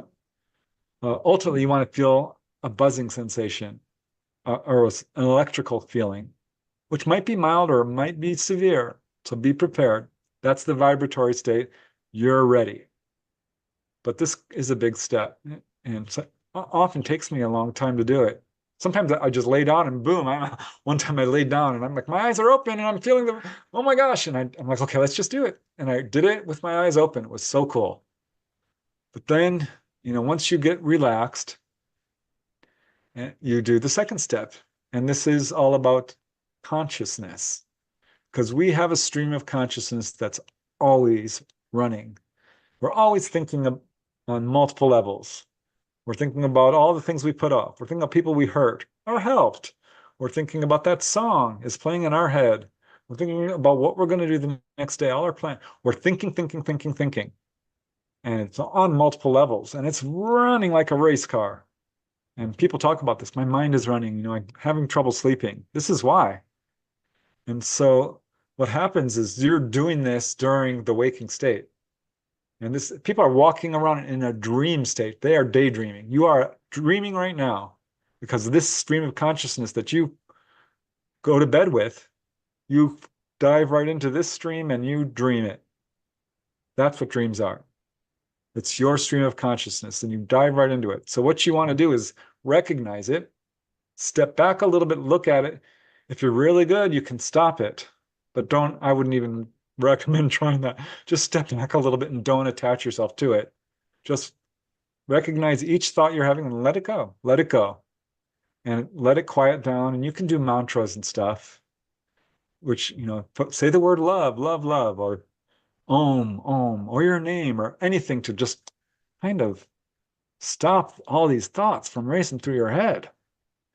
And you want to get to the point where you start to hear the voices or the songs or the thoughts. You want to get to the point where you see them and you can see, every thought you have makes a visual image. So when you start seeing those colors and shapes and hearing, like, okay, you're there. Then you go to the third step. And this is super easy and so effective. And what you do is you visualize anything involving movement. And there's a few that work really well, and I've tried them all. One would be to just rock out of bed, just roll out of bed. Another would be to run down a little pathway. Just imagine a pathway, imagine yourself running. Also very effective is to spin, like Wonder Woman. Spin in place, just imagine yourself spinning. Or going on an escalator or an elevator. Or another really good one, pretend you're on a boat that's going up and down in the waves. Anything involving movement, a swing, all of this works. And suddenly you go, you're right out of body. I'm like, whoa, very cool. But there are other methods. You can imagine a pole or a rope above your bed. I've done that, and you suddenly find yourself reaching up, and you're like, oh my gosh, and you pull yourself out. Or another really good method is to visualize a place that you know well. Not your house, well, definitely not your bedroom. If you're in your bedroom. perhaps your living room, but your backyard, someplace so well that you know the details of it. And you visualize it, and suddenly it's a picture in front of you, and you walk into it, and you're like, boom, you're in it. And next, you have made it out of body by just visualizing it. And if you're a beginner and you know someone who's died that you love or are connected to, you call on them. I call this one the love bridge. It's super easy and effective because what you do is you go to bed and you're like, I want to see my mom or whoever. Right. And think of their voice, think of their face, think of how they, everything you know about them. Call out to them, and they will come and grab your hand and pull you out, or they will appear in front of you and you just jump out, and then you're there in your room having the most wonderful reunion you can imagine. Or calling your spirit guides. We all have them. We all have friends on the other side, every darn one of us. So these are very effective methods. And there's one more, and this is the key. And if you do this, I can pretty much guarantee it will work. Problem is people don't do it. What you want to do is reality testing and critical reflection. Here's the problem. We're unconscious, or we think we are, 1/3 of the time when we're asleep. We're not unconscious. We're fully conscious on the other side, planning our days, having adventures. And it's so real, we never even consider the possibility that we're out of body. So what you want to do is, in the morning, in the afternoon, in the evening, at least 3 times a day, but preferably 10 or 20, ask yourself this question. Could I be out of body right now? Could this possibly be a dream? And this is critical reflection. Look around. Is everything normal? Because dreams almost always, without exception, have one thing wrong, or multiple. There'll be a window where there's not supposed to be one. The driveway will be facing the wrong way. Someone you don't know is there, or something. You're wearing a sweater that you threw away. It can be anything. Once it was a bicentennial penny. I picked it up. I'm like, huh, I didn't know they make bicentennial pennies. Well, they don't.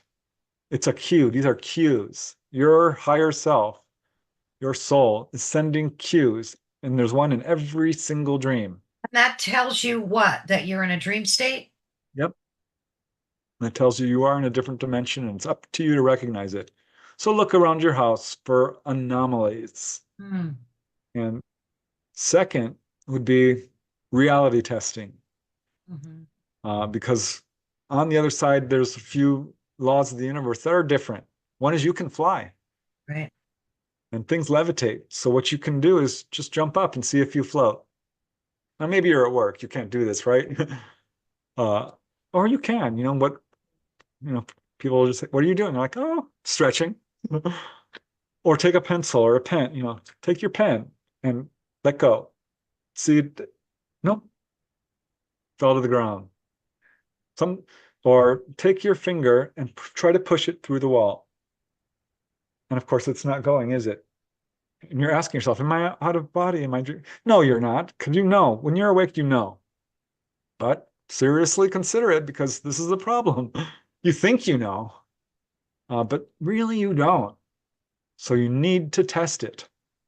And if you do this, it's so funny and very cool. When you're at work, I had this happen. And I jumped up and I floated and it all went away. And I was over my bed at home. I thought I was at work and I was not having a good time. I was so mad because here I am, like, wasting my time doing something I don't even like doing. And I was out of body the whole darn time. But was this after you started getting a lot of OBE experience? Yeah. Like, because most of us can distinguish between our waking and our sleeping time. So you're telling people to do this once they start having out of body. No, I'm telling you to do it now. Now. And because I wish I had known this, and I would have had a lot easier time with it.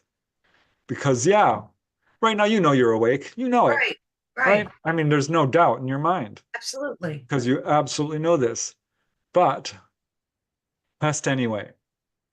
Test anyways. Try to stick your finger through your desk. Like right now. Do it. Did it go through? No. Probably no. Just do that. I beg of you. Do that 3 times a day. What will that do for us? what will happen is you'll be at your desk giving an interview. You're like, gosh, Preston said to stick my finger through the desk. And suddenly it'll go right through. And the environment around you will dissipate. And you'll find out that you are on the heavenly realms and your loved one is standing right there next to you smiling. Oh, Or you're maybe in your that's bed. why your brother and sister couldn't remember because they just never did that test before. Had they done that before, maybe they would have remembered. Maybe. I did teach my brother Mark how to do it. My sister-in-law, Kisara, she's done it several times. I've taught workshops on this. And I've had people come back after one day. Just they learned the steps, happened. I had one guy come, she actually it was a girl. She arrived at the workshop and she says, I already did it. I did it last night. Because she read the little write-up I did. I'm like, here's how you do it, and come to the workshop and I'll teach you all about it. She already did it. Just knowing about it. This is what I'm saying. When the only real obstacle is ignorance, skepticism, fear, Right. laziness. You can do this.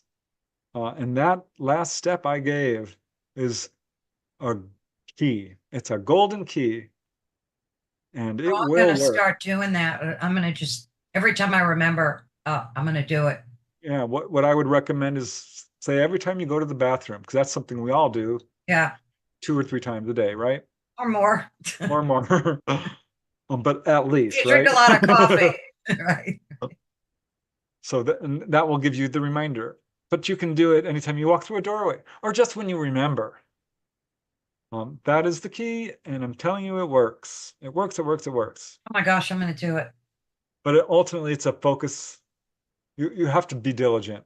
When you go to bed, you have to meditate. 5 minutes, if you can do it, because people, like, I'm a busy person. You have 5 minutes. For Pete's Exactly. sake, you've got 5 minutes. Preston, when was the last time you had an OBE that, was different or A maybe couple a days ago, couple of days ago? yeah, I What was popped that out. like? It was cool. It was probably last week or maybe a week and a half ago. Uh, I popped out and there was a woman.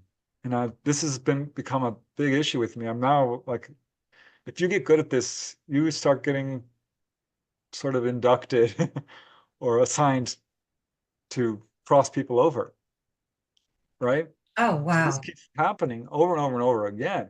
And I don't know if these people are attracted to me or what's going on, or if they're being brought, I don't know. But here's this lady and she's out of it. And so I'm looking at her, and now I know how to, I test reality sort of. I'm trying to determine, okay, what's your name? How did you die? This sort of thing. I started asking them questions. She's like, I don't know my name. I'm like, okay, this is a case here. Mm. And she had a friend with her and her name was Laura. She's like, I'm Laura, and her name is Julie. I'm like, you're Julie. She's like, oh yeah, I'm Julie. And she gave me her last name, which I know, and I'm not going to say it. I'm Julie H. It began with H, and it was an unusual last name. I'm like, yay, because people will give me their names, and it's nothing that you can look up, right? And one guy came, he's like, my name is Thoreau Dean. I'm like, wow, couldn't find him. Uh, one time it popped out, and there's this little boy. He's like, my name is Buster, and I was mauled to death by a bull. I'm Oh, like, oh, my heart. And it just brushed me that I didn't even get to, I got pulled back in my body. So and me these were looking at, people that you were trying to help cross over? yeah, they're dead and they're earthbound. And I've done this with a bunch of people over and over again. And so this lady, this is just recently, which is why I'm bringing it up. And she's fairly tall. She's got sort of an oval face. I mean, she looks like she looks. It's hard to describe a person, right? She's got brown hair that's fairly shoulder length and somewhat slender and an ordinary looking woman. Hmm. And I said, so how did you die? And she says, I overdosed. Oh, They jeez. left me lying in a puddle. And I'm like, oh my God. I'm like, would you like to go to the other side? She said, yes, I would love that. I'm like, I can do it. Grab my hand. And she did. Sometimes you have to convince them, right? But she did. And her friend grabbed her other hand, And off we went. And normally I can take them to the high, the garden realm or a lower, like I said, that one of those mall or this Yeah. urban place or a mall or a Mhm. hotel. But nope, her friend took over and took her on, and they're kind of like, "We're good now, thanks." Why do Because they get stuck? What they keeps them? Yeah. various things, ignorance. They don't realize they can fly. They don't know where they are at. Sometimes they don't know they're dead.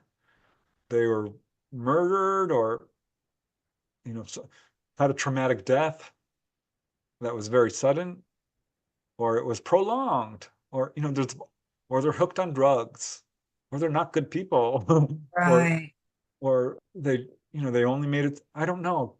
There's all these different reasons, but it's a problem on Earth. Yeah. Now you've 100% done a problem. lot of paranormal investigations too, right? Oh yeah, yeah, Yeah. Because I would love for that to be our next conversation, actually. yeah. I've done a bunch of ghost. Because I needed to know if ghosts were real. This was all for me. Yeah, I've yeah. because I've written a bunch of UFO books, and really, it was a personal journey, but if I can help someone along the way, and it's kind of my life path. I realized very early on as a young man that this was what I came here to do. And that's Sure. another, there's so many benefits to going out of body. One is you get to find out who you are, your life path. You can explore past lives. You get to learn all about yourself. You get to overcome fear of death. Oh, I Healing love is a big that. part of Yeah. this. I got 20 plus cases of healing. You get to fly. You get to meet deceased loved ones. You get to meet But you've enlightened met masters. celebrities too, right? Um, I see a lot of celebrities, but they're mostly projections. Yeah. I don't know. It's weird. Have I ever met a celebrity on the other side? I don't think so. A couple of these guys I that I know read I about. read in your book something about celebrities. Yeah, it's a weird thing. My dreams always a celebrity will. That's my cue.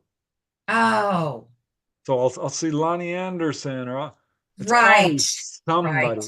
Yeah. Why am I seeing Ellen Yeah. DeGeneres? Why am I seeing Jennifer Aniston? Why am I seeing all these people?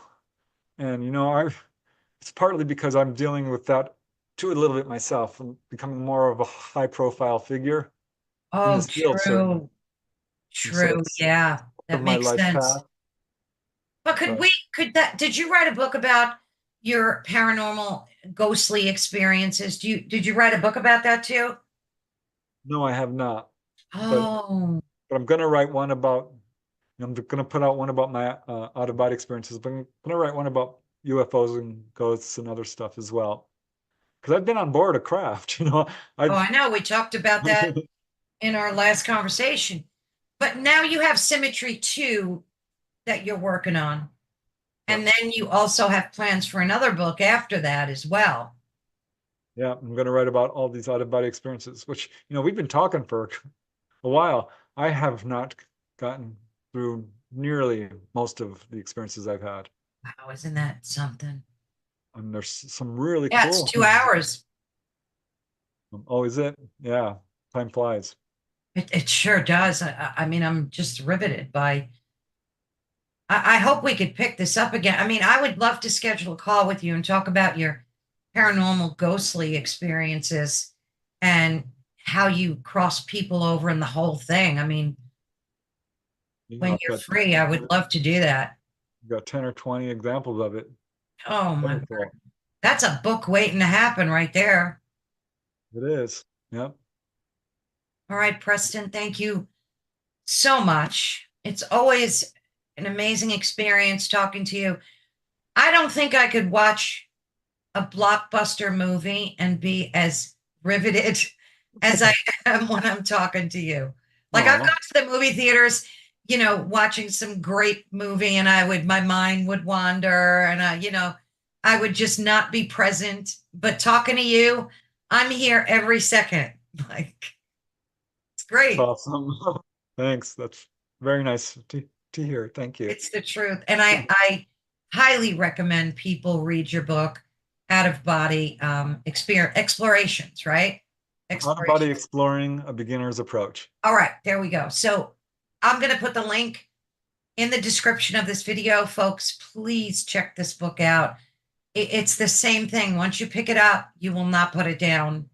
And it's great because in the back you have a Q&A, and you also go into great detail on how to do this. And if folks are willing to try, there's a step-by-step manual for you waiting. So I'm Yeah, gonna try it and see what happens. that would be what I would leave people with. Don't Yeah, believe me, try it. exactly.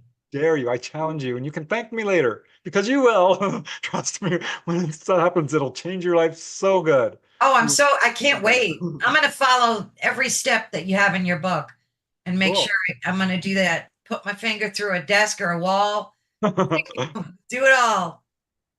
Thank you Wonderful. so much, Preston. Thank True, you. a true pleasure. Thank you. Honestly, it's always such a pleasure speaking with you. And we will speak again. I look forward to it. Yeah. Thank you, Preston. Take care. Talk to you soon. All right, bye.